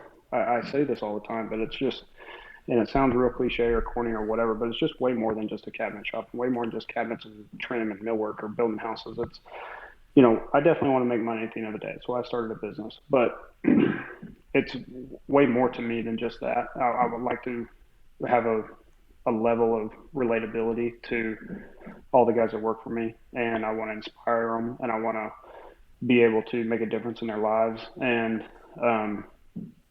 and it's the same way with, whether it's my brick mason or my electrician or my painter, I like to do the same thing with those guys. And I don't want it to just be super transactional. And hey, you come work for me, you get here at this time, I'll pay you this much. Okay, thanks, bye. Like, I don't want to do that. I want to have more of an impact on, the guys that I get to, in my opinion, have the privilege to get to be around. I think earlier you talked about delegating and how important that was, and that that goes hand in hand with building a good culture. And Tyler, you talked about how oftentimes we get into this mentality where it's like we're drowning in business, and we're not delegating enough, and we're not having. There's too much on our plate that when someone gets sick or we have a family emergency, we're unable to step away from it, and it's like our own doing by taking on all this responsibility.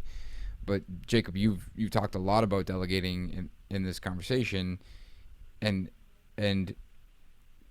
I guess looking at your business now with 14 people, and still being an owner operator and being involved, what has been those steps to delegate to allow you to, like, going back to the whole, getting up as early as you want, but making sure you're home at 5:30.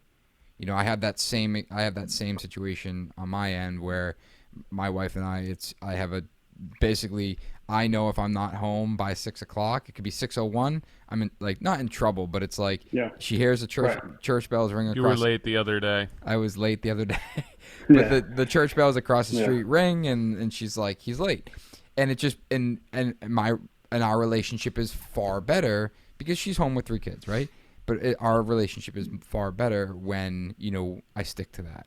And it's like, for me, it's like, I can get up. If I want to get up at 4, if I want to get 5, 6, whatever it is, that's my time. Like, those are the allotted hours I can to get my work done. But going home is on time is not only important for my wife, but it's important for me, for my kids, and all of the things above. And I realized, looking back, at how important it has been for me to delegate and make really good hires, and then the culture within the company, there's support both ways, where it's like, all right, if I'm going to have the flexibility to do what I need to do throughout the day and take the time that I need personally for myself or for my family, I'm going to also give that in return to my team. But ultimately, like, they're these jobs and these positions are hired to allow me to delegate. So my focus can be business building, and when it's not business, it's family. So I guess my long-winded question is, as you look back, what were some of those really critical hires or moments that you decided to delegate? And I know you touched on financials and stuff, but. Well, I've another part of my story is I've got an accounting degree, and a lot of people think, why in the heck do you have that? And I mean, obviously it translates into business, but there was a time where I didn't know what I was doing, and me and Mason put ourselves through school, and it took me 8 years to get a 4-year degree. And there was, again, I said this earlier, it was on a different topic, but just because I can do something doesn't mean that I should. And there was a time where I'm like, well, I got an accounting degree, so I probably should do my own taxes, and I probably should do my own financials and all this stuff. And I did that for a while, and that was when I had one or two guys, and I didn't have as many projects and all that. Obviously, it grew to a point where that's not worth my time to do. I'm not saying it's not important, but I am way better suited growing this business and doing the stuff that I'm really good at, as opposed to the stuff that I just can do. Mm-hmm. And so, yeah, I hired an accountant, and I actually changed to a new accounting firm this past at the start of this year, and it's made a massive difference for me, because I have I just found that he has some strengths that I can dip into, and that it's more of a oversee as opposed to do kind of a mindset. So, I'm there and I can check on things if I need to. I can ask any question anytime. Otherwise, I'm going to trust him that he's on top of stuff. And, I still have to do day-to-day things on the financial side, obviously. But so that was really kind of probably my first thing. And then, hiring just even my first employee, he was a really good friend of mine from high school. I learned that you don't just go out and hire your friends. But I just having somebody that I can, because again, at age 20, 21, I was, working a Excel spreadsheet to come up with cut lists for cabinets and stuff like that before I had cabinet software and, things like that. And, I was doing that, and then I was going to the shop and I'm running a table saw and I'm running a miter saw and I'm sanding things and all. And so like once I finally had a guy, I'm like, oh man, this is awesome. So he can do at least 3 things for me. And that led to hiring more guys and more guys and more guys. And, I started with just wanting to hire people that could do cabinets, and just install trim and do things like that. But again, back to trying to find the strengths in people, and just having the certain guys in my life at the right time. Like in my computer aided machine and cabinetry design office now, I mean, I've got guys in there that just started out building cabinets for me, and I learned that they have a very technical mind. Well, let's put you in a spot to be successful technically. And Mac specifically, he's my guy that runs my CNC and kind of does all of my drawing and machining and stuff like that. And I mean, back when I was building my offices out into my space downtown, we didn't have offices yet, and I just had them on a card table with a computer sitting on the mezzanine over a dust collector. I mean, no spot to be able to be like, all right, let's think about, is this 0.0032 of an inch? And, trying to get really crazy technical, that's not an environment for that. But having guys that were so technically minded and willing to solve problems, I could put them in, like, once I saw that, I put them in positions to be good at what they do. And now we joke about it, but Mac he's chained to his desk because he has to get all these other things done because the shop floor is dependent on him being able to design things in a suitable way and, in an efficient way. And he knows how my mind works because of over the years we've worked together long enough that, there's a time to be efficient, just like you said, Tyler, where it's like, and we want to do that one thing over and over and over again. But even back to the example of installing window jambs and casing and stuff like that and having to scribe the bottom or to adjust this or adjust that, like where can we build in some of that stuff, so that if we have to make an adjustment that we can. And I'm just using that as an example because it just takes time to find out where those little gaps are and what decision would Jacob make that I can go ahead and make for him. And as much as I'm saying it takes time, it also takes doing it wrong, where I'm just like, why in the hell did you do it that way? Well, I thought you thought wrong. Like, don't do it that way ever again. And here's why. And it's not that I am mad at that person. I don't think they can be successful, but let me explain to you why I think that's the wrong call or why I would do this different. And that will help shape the decisions going forward. So anyway, I don't even know if I'm really answering your question, but it started with just hiring guys to do a super broad thing. And I've learned to find the strengths in certain, in people and to put them in positions to be successful. And so I just learning to, utilize people's strengths to kind of help with my delegation of, whether it's Mac in my design office or Josh, he's in my design office too. Like, he can run schedules great, and he can draw, and he can render, and he can do all this stuff. Okay, well, let me take all of this 100% off my plate and put it on his. And those are some of the things that have helped me the most. And honestly, Nick, sometimes I don't even know that I need to delegate some of the things that I need to delegate until I find that somebody is good at something. Yeah. Even talking to, like, can y'all hear her? Sorry. I do. That's my little yippy dog. The yippy one. But back to Josh that works for me. He called me a year and a half ago and said, "Hey, I want to put my resume in. I'm a draftsman at a drafting company here in town. I just want to put my resume in." I'm like, "I don't need a draftsman. What do I need a draftsman?" I just sub all that out to a local draftsman here in town, and had a conversation with him and gave him a shot. And now I'm like, what in the hell would I do without a draftsman? Like, there's no way that I could be doing what I do without that. Yeah. And again, it's like I said, God putting people in my path at the right time, to being receptive and open to, what guys' strengths are, has just changed my business. And now we get to say that I do all of our stuff in-house, all of our design and all of our architectural drawings and interior elevations and renderings and modeling and, all that kind of stuff. Because again, you can see the level of which I really don't like using the word micromanage, but like I don't trust everybody to understand what I'm trying to,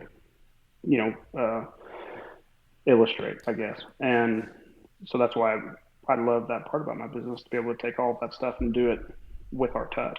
And that's like the benefit of having them on your team. We're in the similar position now where Ken and I are talking about hiring a draftsperson for the cabinet shop. And, but it's been it's just exactly what you just said. Every hire that I've ever made has always been, well, I don't know if I really need that person. And I've told the story before where Ken came in to interview, and I was like, I don't know if I have enough cabinetry work for you, but we'll give it a shot, and then we'll just maybe supplement you in the field. And it was never not enough.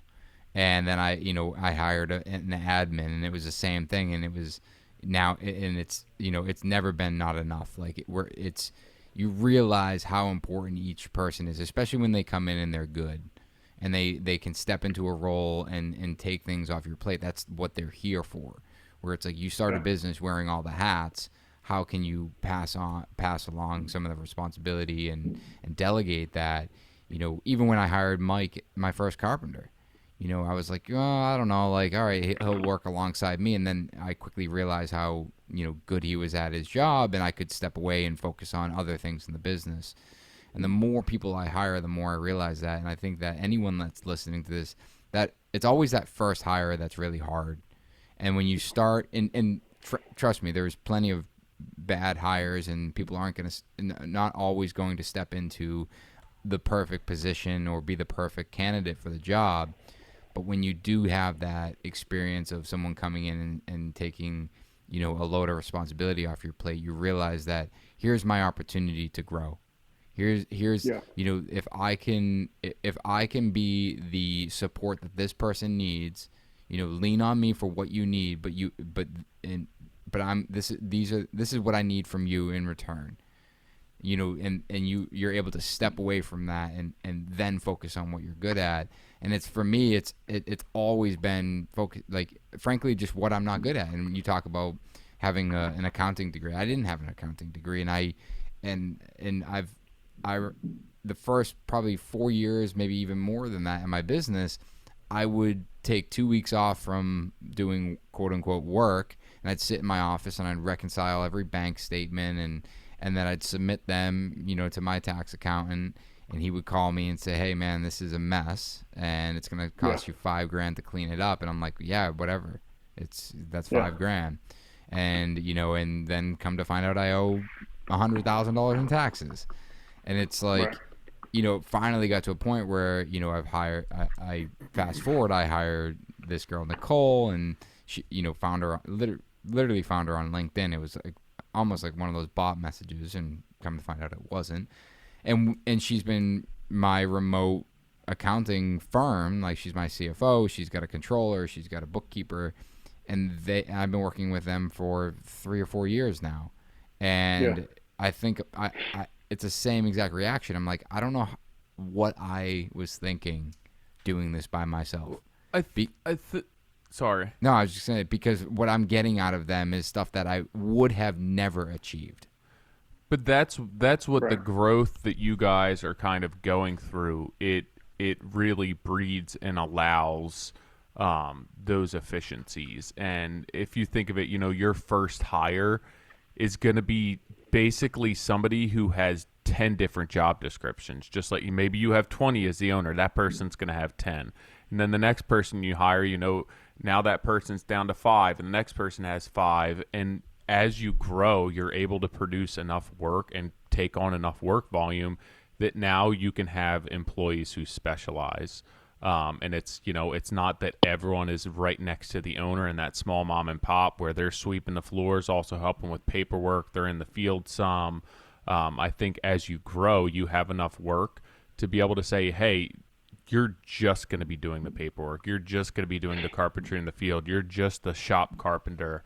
And I think that, being small does not afford us the ability to do that. Like, if I hire somebody, they don't just have one task. If I have 50 tasks, they're going to have 25 tasks. And it's not until you grow that you can reduce the amount of tasks that people have. Yeah, I totally agree. And that's how every one of my guys did initially start. And now, there's times I'm looking for more specialized help. But you're right, Nick. Like, from the first project manager I hired, I'm like, man, I got to pay somebody a salary. And what am I going to pay that person? And I don't have that cash just sitting in the bank. And how is this going to work? You just kind of trust that, okay, you obviously think about the benefit they're going to bring. And once they get their feet underneath them,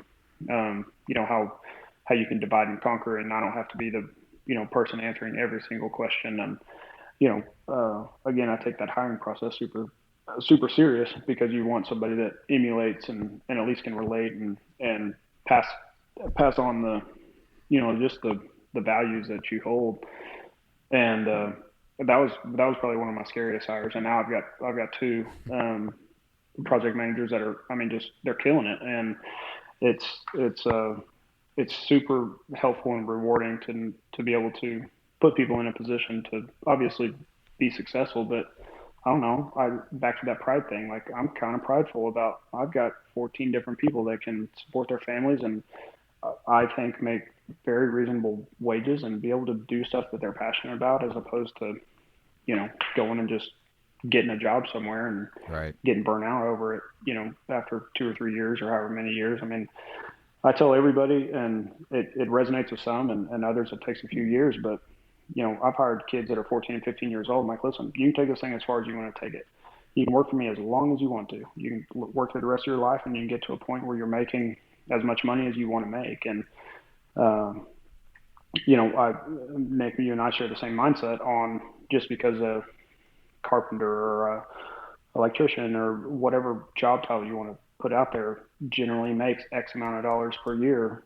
Okay, well, there's times I battle this mindset of, I shouldn't have a nice house, and I shouldn't have a nice truck, and I shouldn't have all this stuff because I'm just a cabinet guy, or because I just, do this stuff. But, like, okay, well, why not? And so I like to break those barriers down. I like to kind of put those challenges out in front of these guys to be able to say, you can do with this whatever you want to do with it. And if you think you need to make X amount of dollars per year, tell me how we can get there. And I would love to pay that. And I would love to provide that to you. But obviously it's got to be, a smart business move.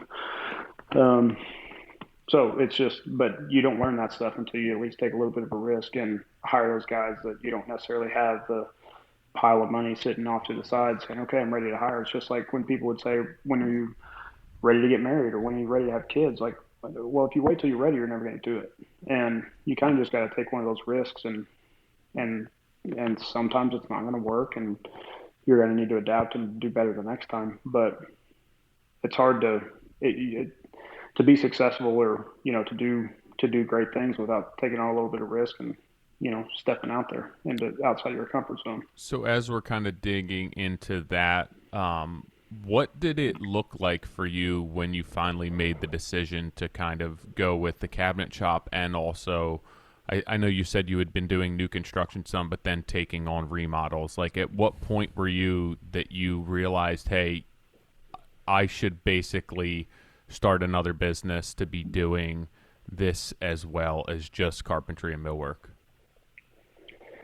Um, I don't know. I think probably that whole innate mindset I have in myself of like I want to take on a challenge, and I can't even begin to tell you what the first I should be able to.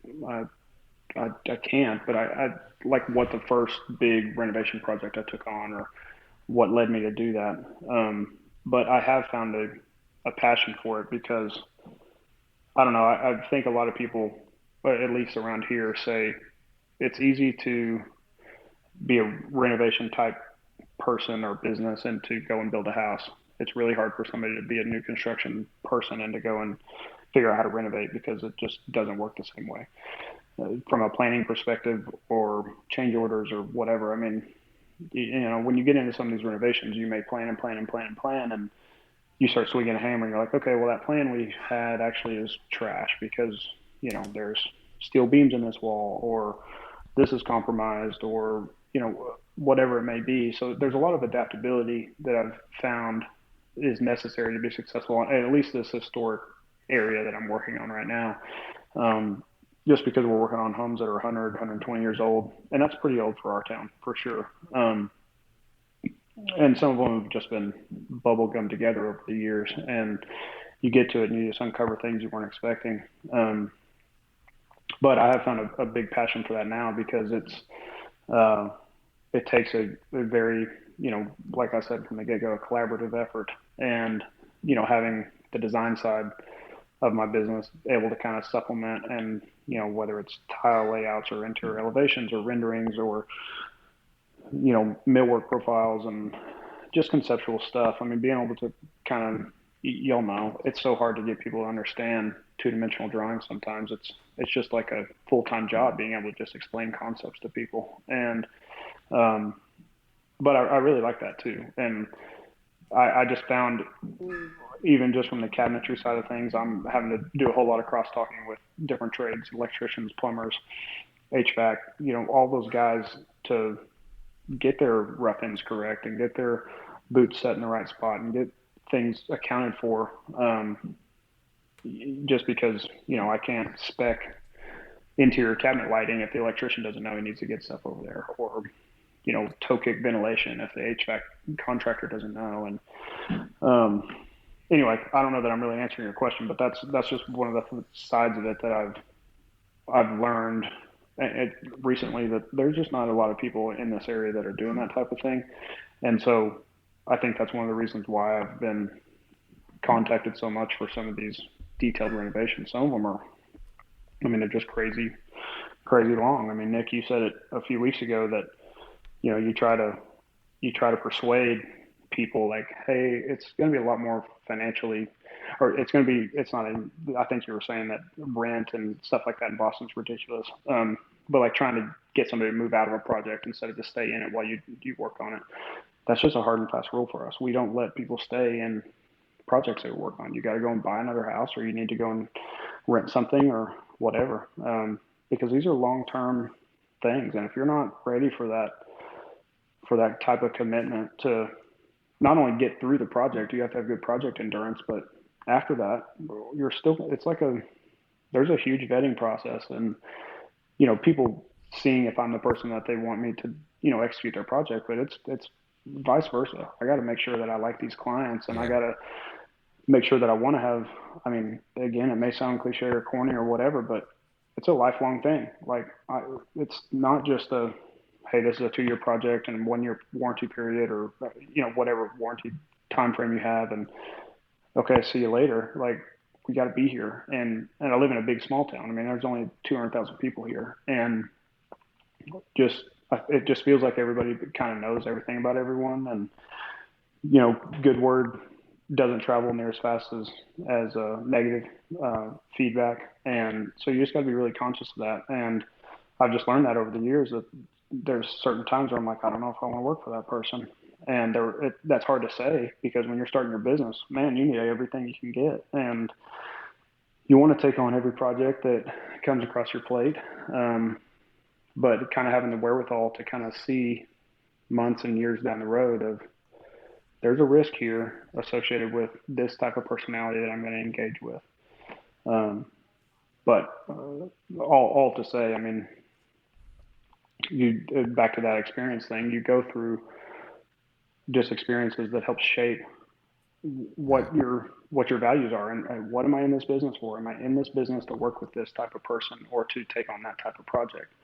And you know, it's like one of those questions that's really hard to answer. As much as I keep asking it, I don't know, but you kind of know when you know also. So anyway, I don't know if that's making sense, but that's my stance on that. It is. I do want to shift gears. You know, next generation and hiring, like, what are you putting into place to train these kids that are coming in? You said that you had some guys that are 16, 17 years old, I think. And I know, we kind of touched on the more basic tasks of repetitive work. But have you built a structure? And if so, like, what does that structure look like? How does someone grow within Reinbold Inc.? Well, I'm going to use one of my PMs as an example, Carlos. So when I started building, I did a few parade houses in a row on one block, and I had this kid, Carlos. He was a high school kid at the time. He was 17 years old, and he was texting me saying, "Hey, Mr. Reinbold, I'm a student in architecture class here at this high school. We've been tasked with trying to go and check out a few parade houses at the parade homes this year. I was curious if I could bring my whole class by. I'm trying to set up a field trip, and I just want to set this thing up. And, I think you're a great builder, and I think you build cool stuff, and I just want to bring some kids by." And I kind of put him off for a long time because I, for whatever reason, thought I was too busy and didn't want to mess with it. And I ended up having him walk through one of my projects, and he's got a class of 20 kids, and we all meet at the door and they all walk in. Carlos never steps foot inside. He's like, "Mr. Reinbold, how'd you start this business? And tell me about this. And how'd you do this?" And, just asking tons of questions, and just wanted to know everything that I had to offer. And so he kept reaching out to me, wanting to just have coffee and let's do this and that. And it took a while for me to come around, and I, not for any specific reason, I think it was just a busyness thing. But anyway, I ended up running into him several months or a year later. Ran into him. He was a cashier at Home Depot, and I was like, "Oh, hey, you're Carlos. You're the one that brought all those kids through my class, or through my house." And he said, "Yeah." And I kind of asked him what he was doing, and he said, "I'm working at Home Depot, and I'm working at a draftsman's office and doing 2 part-time jobs." And I felt some sort of conviction or leading, kind of like what Jerry did with me. And I was like, "Well, what are you doing with your life?" And he's like, "Well, I don't know. And just trying to make it." And I said, "Well, what are they paying you at each of these jobs?" And I think he was $10 an hour or something like that. And I said, "Okay, I'll quit your jobs. I'll pay you $12 an hour. Come work for me." And because I saw that this kid had some hustle in him, and I was thinking back to how he pursued me and, stuff like that. And he had a very similar story to me, where his dad wasn't in his life and he needed some direction, and he was trying to just, figure out what he was going to do. And so I gave this young man a job, 17 years old, and it just started with just what I generally start all of my young guys out on. You're going to sand cabinets. You're going to, learn our processes. As we get you more comfortable, we're just going to put more responsibility on your plate, and you're going to, go from just sanding to building to doing drawer boxes and face frames and doors and cabinet case construction and running the molder, and, just kind of graduate gradually to a position where you eventually know all this stuff. And so that's kind of where Carlos started, and he was always hungry for more, so we gave him more, and we gave him more, we gave him more. And we got to a point where I think he was my CNC operator for a little while. And I remember walking, in my shop, I've kind of got a 2-level, my offices are upstairs on a mezzanine looking down into my shop space, and so I can see everything that's going on from where we are. And I was upstairs and I was watching the router, and he was doing something inefficiently, and just like, he was labeling parts while the machine is idle. And I watched it long enough where I'm like, okay, I'm not trying to pick on him, but like, if you would just move those parts off and press go again, load a new sheet and press go again, it could be cutting while you're labeling your stuff. And I watched that long enough to where I went down like, hey, here's how you need to be doing this. And if you can't do it, I'll find somebody who can. I'm not trying to be some ultimatum or anything, but like, step it up or I'll get somebody else in this position. I'll find another spot for you. And he took that so personal. And I remember, like, I think he worked through lunch and he was just like running from place to place, like just going and trying to be efficient and all, all this kind of stuff. And so I learned that by challenging some of these guys that they will step up to that challenge. And, you can speak into them and you can teach them some of these ways to be more efficient with certain processes. And, anyway, so I kind of knew at that point that I had somebody that was willing to be teachable. I told you there was two characteristics: teachability and hard work. And I saw that displayed, in that exact instance. And so I think that kind of graduated him to, being involved on the design side and coming upstairs and, doing cabinetry design and stuff like that. And so I took this 17-year-old kid who's now 21, and he's now a project manager for me. And it just started with the very basics of, hey, Mr. Reinbold, what do you do? How did you come up with this business? Why do you charge what you charge? How did you come up with that detail? To giving him an opportunity, starting literally at the ground level of the tasks that I need done on a daily basis. They kind of graduated after you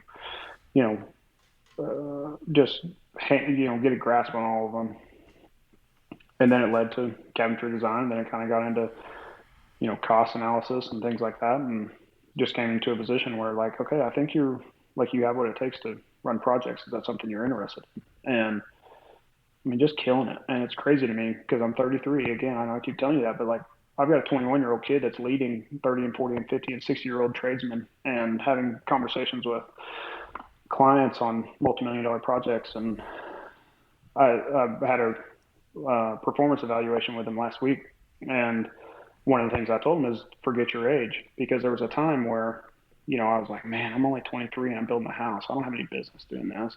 I don't know what I'm doing. If these guys know how old I am, they're not going to listen to me. And it just doesn't matter. And I think there's an unnecessary amount of pressure on that, where it's like, it just what, and I don't think we'll ever get away from it, like as a society. But the fact that you made it a point to tell him like, hey, forget your age, because I was in the same position forever when I started my business, and we talked about it on the podcast. Like, that's a big reason I grew a beard, because I looked older.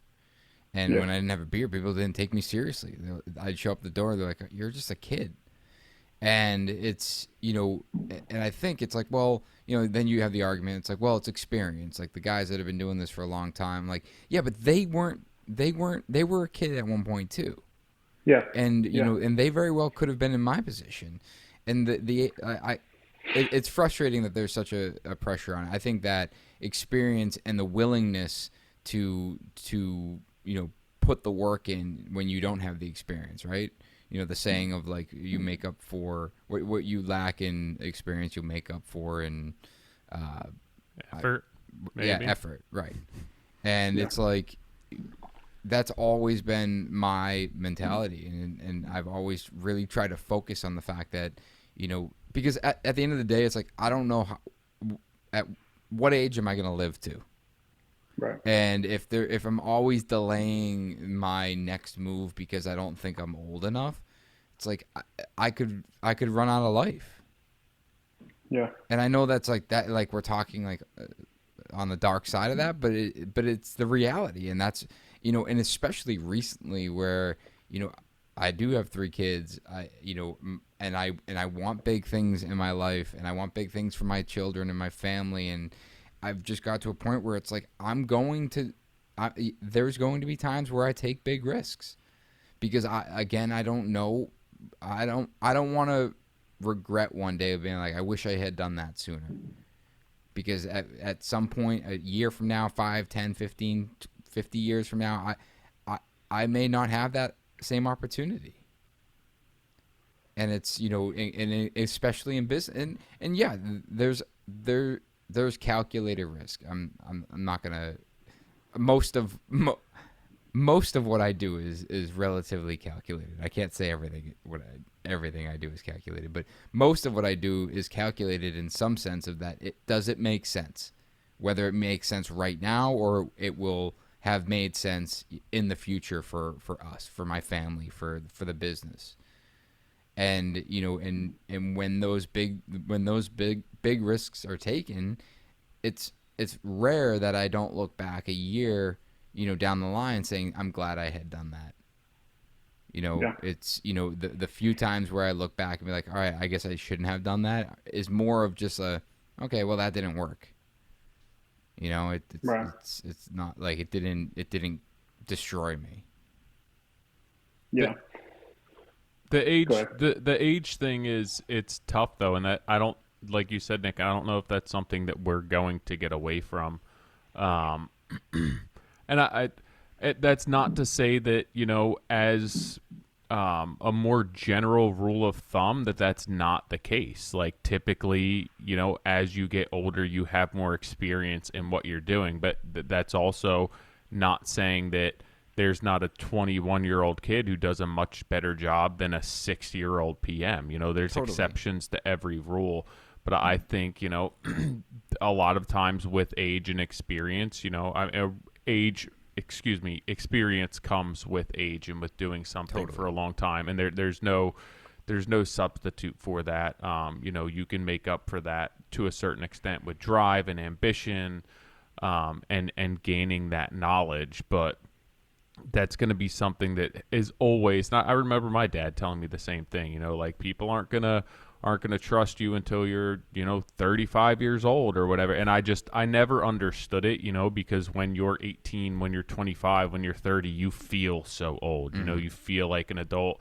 And I look back on it and I'm like, I probably wouldn't have hired me for a lot of things, but people hire you for a certain reason. Maybe they think that you're less expensive because you're younger, or maybe, that they see that drive, and you don't understand your worth at that point. So I don't know if that's something that we can truly get away from, but I think it is with those kids that are young and are talented and are driven, that it is important to tell them that, hey, like, you may only be this age, but that doesn't limit you to anything. Like, if you're going to show up and put twice the amount of effort in and learn twice as fast and make up for your mistakes, I'd take that over somebody who's 60 with experience any day.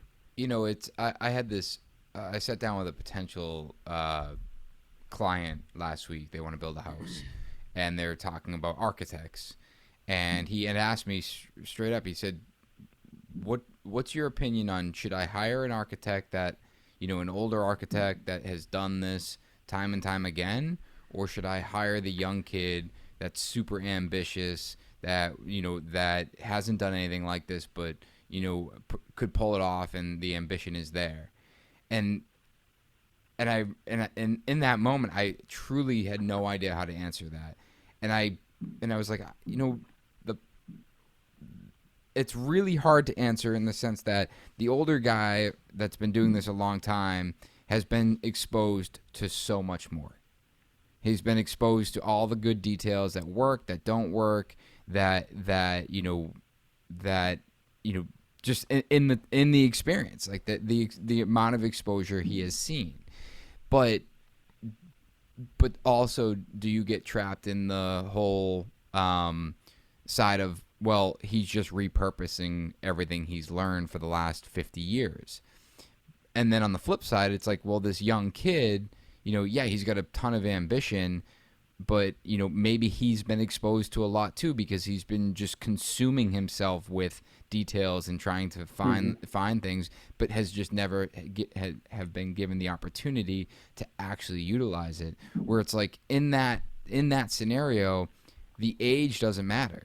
The experience doesn't, like, the guy that's older versus younger, they could have been exposed to the same amount of things, and you may get a better result out of the younger guy, or you may get a better result out of the older guy. And my point, like, I guess my point is that I don't think there really is, like, that's why I think age is so irrelevant here, where it's more about the exposure and it's more about the experience, and that you have to understand who that person is at a core and how they operate, how they're there's going more to consider than just the age. Where it's there. like, yeah, experience and exposure is great, but are they utilizing that? Are they still, 50 years into the business, are they still looking at every project as a new project, or have they kind of nestled into what their comfort zone is and repurposing?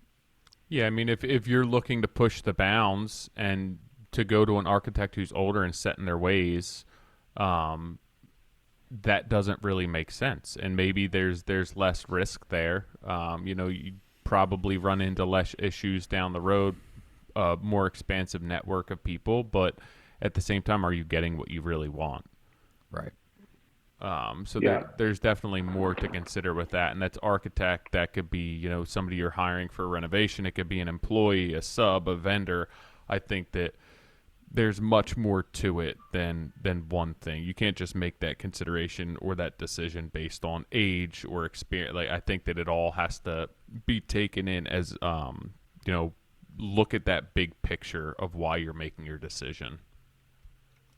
Well, and I think it's going to be situational too. So I had a new construction project come across my plate maybe 2 years ago, and it came down to me and two other, like, well-established builders in this area, and it wasn't so much like bid or price or anything like that. I think I was actually one of the lower prices, which generally doesn't happen.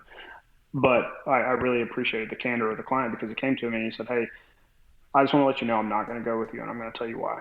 He said, "It's not because of your price or because of your detail or anything like that." He's like, "Because I have not seen enough of a project this size in your portfolio." Mm-hmm. And he said, "I'm 63, 64 years old." He said, "I'm never going to build another house. And there's a certain level of risk that I want to attach to, or that I want to take on with that." And he said, "It's not that I don't think you could do it. I think you could, Yeah. but I'm going to go with said builder instead. I'm going to insist that you do my cabinetry and millwork," which is great for me, obviously, too. But, there is, and I don't think it was so much an age thing, like, "Hey, Jacob, I don't think you're old enough to take on my project." Because then it's like, okay, well, am I at 40? Am I at 50? Is it 45? What age is it? I think it was more just like you said, Tyler, I think that everybody's going to look at it through it. They're going to consider all factors and, assess, is this something, do I want to take on a young kid and maybe have a hiccup here, or, a whole bunch of innovative, suggestions, and, they may just be after something different in that season in their life. But I think on the flip side of what you said too, Nick, like, you can't, like, all those guys that were old and established, or, have been doing it for a certain amount of time, they were young at one point too. And they probably had enough opportunities that they missed out on, or that they didn't stick their neck out for, or whatever. And that's one of the things I try to, back to Carlos telling him to forget his age. I'm doing that with high school kids too. So because of Carlos specifically, I still have a relationship with that architecture instructor at the local high school. And I will text him every couple times a semester, or, whatever, for the past few years. And I'll say, "Hey, let me know when you want to get together. I got some projects I want to walk your class through." And it's something that I really enjoy doing, because I get to take some of those kids that are 16, 17, 18 years old, don't really know. Some of them know exactly what they want to do with their life, but not all of them do. And they're interested in good design and architecture, or maybe it's just an elective. Some kids are there to pursue this, and some of them aren't. But I get to take some of those young minds and walk them through some, what I consider, a really impressive pieces of property and real estate. And, they look at a town like Amarillo, and they're like, they don't necessarily see that, like, there's a lot of just builders here that build the same thing over and over and over again. And there are certain areas of this town that have good design and architecture and things like that, but a lot of people don't know about them. And this high school I'm talking about, so you got it's a very diverse student body. I mean, from all areas of town, rich and poor, and tons of different, just diversity group, I guess. And um, being able to take some of those kids through these houses and explain to them, like, hey, there is such a thing as good design here. There is such a thing as people that want to spend money on cool projects and do unique things. And this is how old I am, and this is how I started, and here are the type of people that work for me, and here's what I did when I was not that much older than you. And it just provides a little bit of inspiration and I think motivation to, you know, as much as I say I have an accounting degree and went to college and stuff like that. I'm not talking bad about college in any way, but I do think there is a path for this younger generation. And if you're talking about society as a whole, like, uh, I really want to try to shift the focus back to you can make a really great living for yourself and do super good, fulfilling work and get to work on meaningful things without having to go to college and take on $250,000 of student debt that you're going to pay on until you're 50 years old. Right. There's a trade and there's a craft that you can learn. And I don't even know that I would say, I mean, as much as I can run crown and build cabinets and do trim and stuff like that, I unfortunately don't get to do that as much anymore. There's times I am up on a ladder helping explain something or do whatever, but you can learn some of this stuff without even having to go off to a trade school or whatever. Like, just get in the trenches and I'll give you an opportunity to learn something. Because like I said, I've got great guys on my team. Some of those that are older. John, he's my lead fitter. He's a guy that just fell into my lap a year and a half or two ago. And he just has so many tricks up his sleeve. And for the past 6 months, I've just had a young kid following him around every single day. Just follow John. John, explain to him what you're doing. And you're going to dip into his bag of tricks that he has established and built on for decades at this point. And yeah, he may be able to show you some shortcuts and he's probably going to make you learn some things the hard way, but this is how you learn stuff. And this is how you get to where you're not intimidated by, running, crown molding or fitting face frames or doing whatever. Having somebody that's willing to kind of expand upon his experiences and let other guys dip into it is really valuable. And that's what I want to encourage some of these younger guys that don't necessarily know what they want to do. They can pursue something and create a craft and a skill that they can build upon and really turn it into a career if they want to.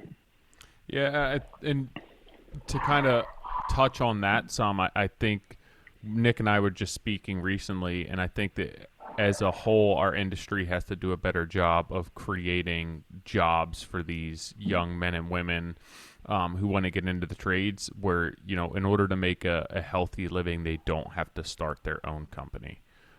Because the residential construction market it's so hard for people to kind of make a healthy living and be comfortable while working for someone, just because the companies are typically so small and customers, can find so many companies that don't have the overhead of a larger company. And I think shifting that focus some will definitely help, because realistically, everyone shouldn't be owning a business. Right. There's a lot of reasons why I would probably be better off working for someone. I mean, there's a lot of reasons why I'm better off working for myself, but if there were different opportunities when I was 23 years old, maybe I'd be down a different path. And I'd like to think that there will be more opportunities for the young men and women getting into this, where it's not like, hey, I want to make a living, I want to do nice work. Like, that's one of the main reasons I started my business, because nobody would pay me to do nice work. And it's like, I want to learn how to do nice work. I want to do nice work. It's like, well, if nobody will hire me, then I'll just do it myself. And I think kind of creating those environments for people to come in and make money and put their best foot forward and grow into a position, I think is critical and essential for kind of growing what we're doing. Yeah, I'd agree. Jacob, in closing here, we'll wrap up. But looking at how you've evolved and you continue to evolve, you know, what are you most excited about, or what's your main focus right now? Like what's going on in your mind as far as like everything we're dealing with in the world, right? Product delays and planning, and obviously all of the thought that goes into really executing at a high level. But what's like top of mind for you in business? That's an interesting question. Because there's times, I'm sure you know, where do you have time to get excited sometimes? Because it's like, I got to get this done, this done, this done, this done. I'm behind, and I've got people breathing down my neck and all that. And that's kind of how this past couple of weeks has been. Is just, we're never fast enough. We're never on time. We're never as efficient as anybody wants us to be. We're never on budget. And I don't say never, but you know what I'm Mm-hmm. saying. So that's kind of where my mindset's been for the past, couple of weeks. But I mean, I'm really excited about just where we're headed. And I think I've got some new guys added to my team over the past couple of months, that I have really good feelings about. And, I'm taking guys and giving them opportunities that I'm seeing that they're excited about, not just me. Because sometimes it's just really one-sided. Like, man, this guy has a ton of potential, and I'm really excited where he can head. And it seems like it's been reciprocated a little bit more lately, which I'm excited about, to know that there are people on my team that are also excited about where they could potentially go. So it's that, and I mean, we just got a lot of really cool projects, and they're just detailed renovation projects. I've got one that we've been on for almost 3 years, and we've had just cabinetry and millwork on this specific project every single day for 14 Oh months, my something like gosh. that. I mean, just a ridiculous period of time. But it's that 8,000 square foot project I'm talking about, that I mean, half the house, there's no sheetrock or drywall surface. It's all millwork and wainscoting and paneling and multi-layer trim. And that's just right up my alley. I know you're more towards the modern side, and I've taken on a few modern projects, and it's a struggle for me, man, to do recessed baseboard and no crown molding and zero reveal this and that. I'm like, man, I want the layers. I want all the stuff. And this is one of those that it's gonna be magazine worthy. It'll definitely be in some sort of publication when it's finished. And I'm just excited about those. So it's just, I get really romantic about some of those projects, and those are some of the things that um, that do get me ticking. And again, I found myself in this historic neighborhood where I've got several of those things that are going on.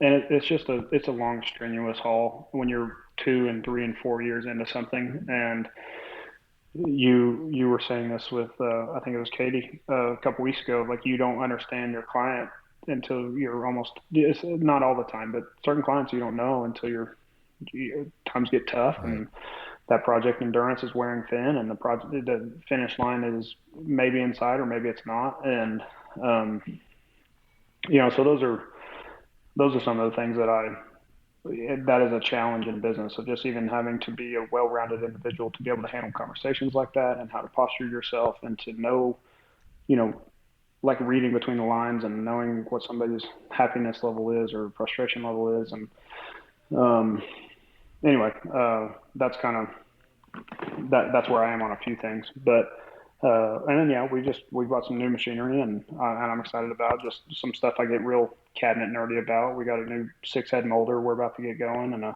some Weinig tools, and just another area of my business that I'm ready to kind of start That's expanding cool. upon.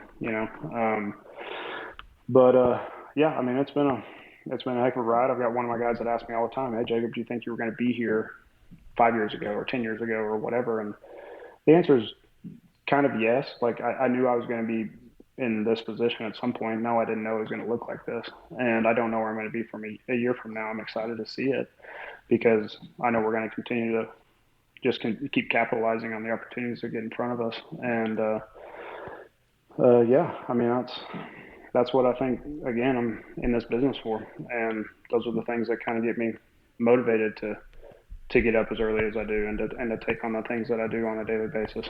But yeah, it's like I said, it's been a fun. I consider it a privilege to get to do what I get to do every day, and as stressful as it is, and there's times it's you wish you had a 9 to 5 where someone just told you what to do and you didn't have to take it home every day and you didn't have to think about all the other things. But um, as much as I say that, I would never change it. I would never give it up. I thoroughly enjoy getting to create and do the things we get to do. Yeah, I think even in the toughest times when we do want to step away and get a 9 to 5, there's just so much pressure from the negativity in this. But once that flips back to all the things positive that come out of owning a business or being in a business that produces that really great work or just doing really great work, and the focus is back on the positive, it completely outweighs that decision to give it all up. Yeah. Cool. Yeah, that's right. Jacob, man, I appreciate you being on. Yeah, you bet. I appreciate you giving me the opportunity. I enjoyed it and love doing it again sometime. We'll get you a quieter chair next time, though. But you did a pretty good job sitting still, I will say. I tried to stay as still as I could. Awesome, man. Well, thanks, man. I appreciate your time. We'll catch up soon. Yeah, you bet. I want to follow up with you about that cabinet software, so I'll be sending you a message later on today. Sounds good. Let me know. I'll help any way I can. Talk soon. See ya. Okay. See ya. If you guys want to learn more about Jacob and his company, ReinboldInc.com. It's REINBOLD Inc.com or Reinbold Inc. on Instagram. Man, the millwork and the cabinetry, it's just all constantly on point. Yeah. I've been following them for a really long time. I think they were one of my first. I guess I assumed, I always thought it was somebody older. I think that maybe I stumbled on them, somebody posting like a cabinet that turned into a door. Yeah, he's done a lot of years and years ago. He's done a lot of the hidden door. I swear, I swore it was a Festool thing, but I'm obviously very wrong with that. But yeah, the hidden doors have always been his jam. Yeah, it's impressive. I feel like we know someone that works with him. Do we? I feel like he's posted recently. Like a builder or an employee? Is it Telich? Does Telich use him? I don't think. I mean, no. I would say no, just because that's Louisiana and same. Texas. I don't know. I feel like I've seen. I don't know. I feel like I've seen cross tagging and things like that. Either way, well, we only got guys. If you hit up iTunes, drop us a 5-star review and a comment, and then leave your handle in that comment, you're entered in a chance for some swag. We don't have anyone doing that this week. We do have a new comment that says high top Chuck Taylors, and it says low tops are weird, but this is my favorite podcast. Thanks for all you do. I'm very confused at why low tops are weird, but I agree with them. What? You have low tops. The only low tops. Nah, not Chuck Taylor's. Chuck Taylor's got to be high top. The only low top Chuck Taylor's I could get down with is all black. Other than that, they got to be high tops. I get a lot of flack for the shoes I wear. I'm gonna just start. You know what? I'm gonna start selling my used shoes. See how popular they get. Yeah, you probably get a bunch for just sign them. Just sign them. Sprinkle some sawdust. I'll walk on a job site, get some waterproofing on them. Next week we got Drew from Slash. So if you guys don't know Slash is the one that helped create the brand, the Modern Craftsman, as well as NS Builders, Materia, and Motif. So next week we're going to talk about all things branding, why it's so important in your business. And he's just a cool dude. Tyler, I don't know if have you ever met him? No, I know we were on we had a call with them at some point a couple of years ago, but then I got the email notification, Drew Riley. I'm like, who the heck is Drew Riley? Well, he's a chill dude from Baton Rouge, actually. He's down in Tellich's area. Maybe Tellich knows him. They might hang out. He definitely plays some rock and roll. Yeah, then they definitely I they gotta definitely hang ask out. this question. Well, stay tuned next week, and you'll hear all about that. And big thanks to our sponsors, Duration Molding and Millwork, Reno Run, Rock Wool, and Upstate Merch for sponsoring the podcast.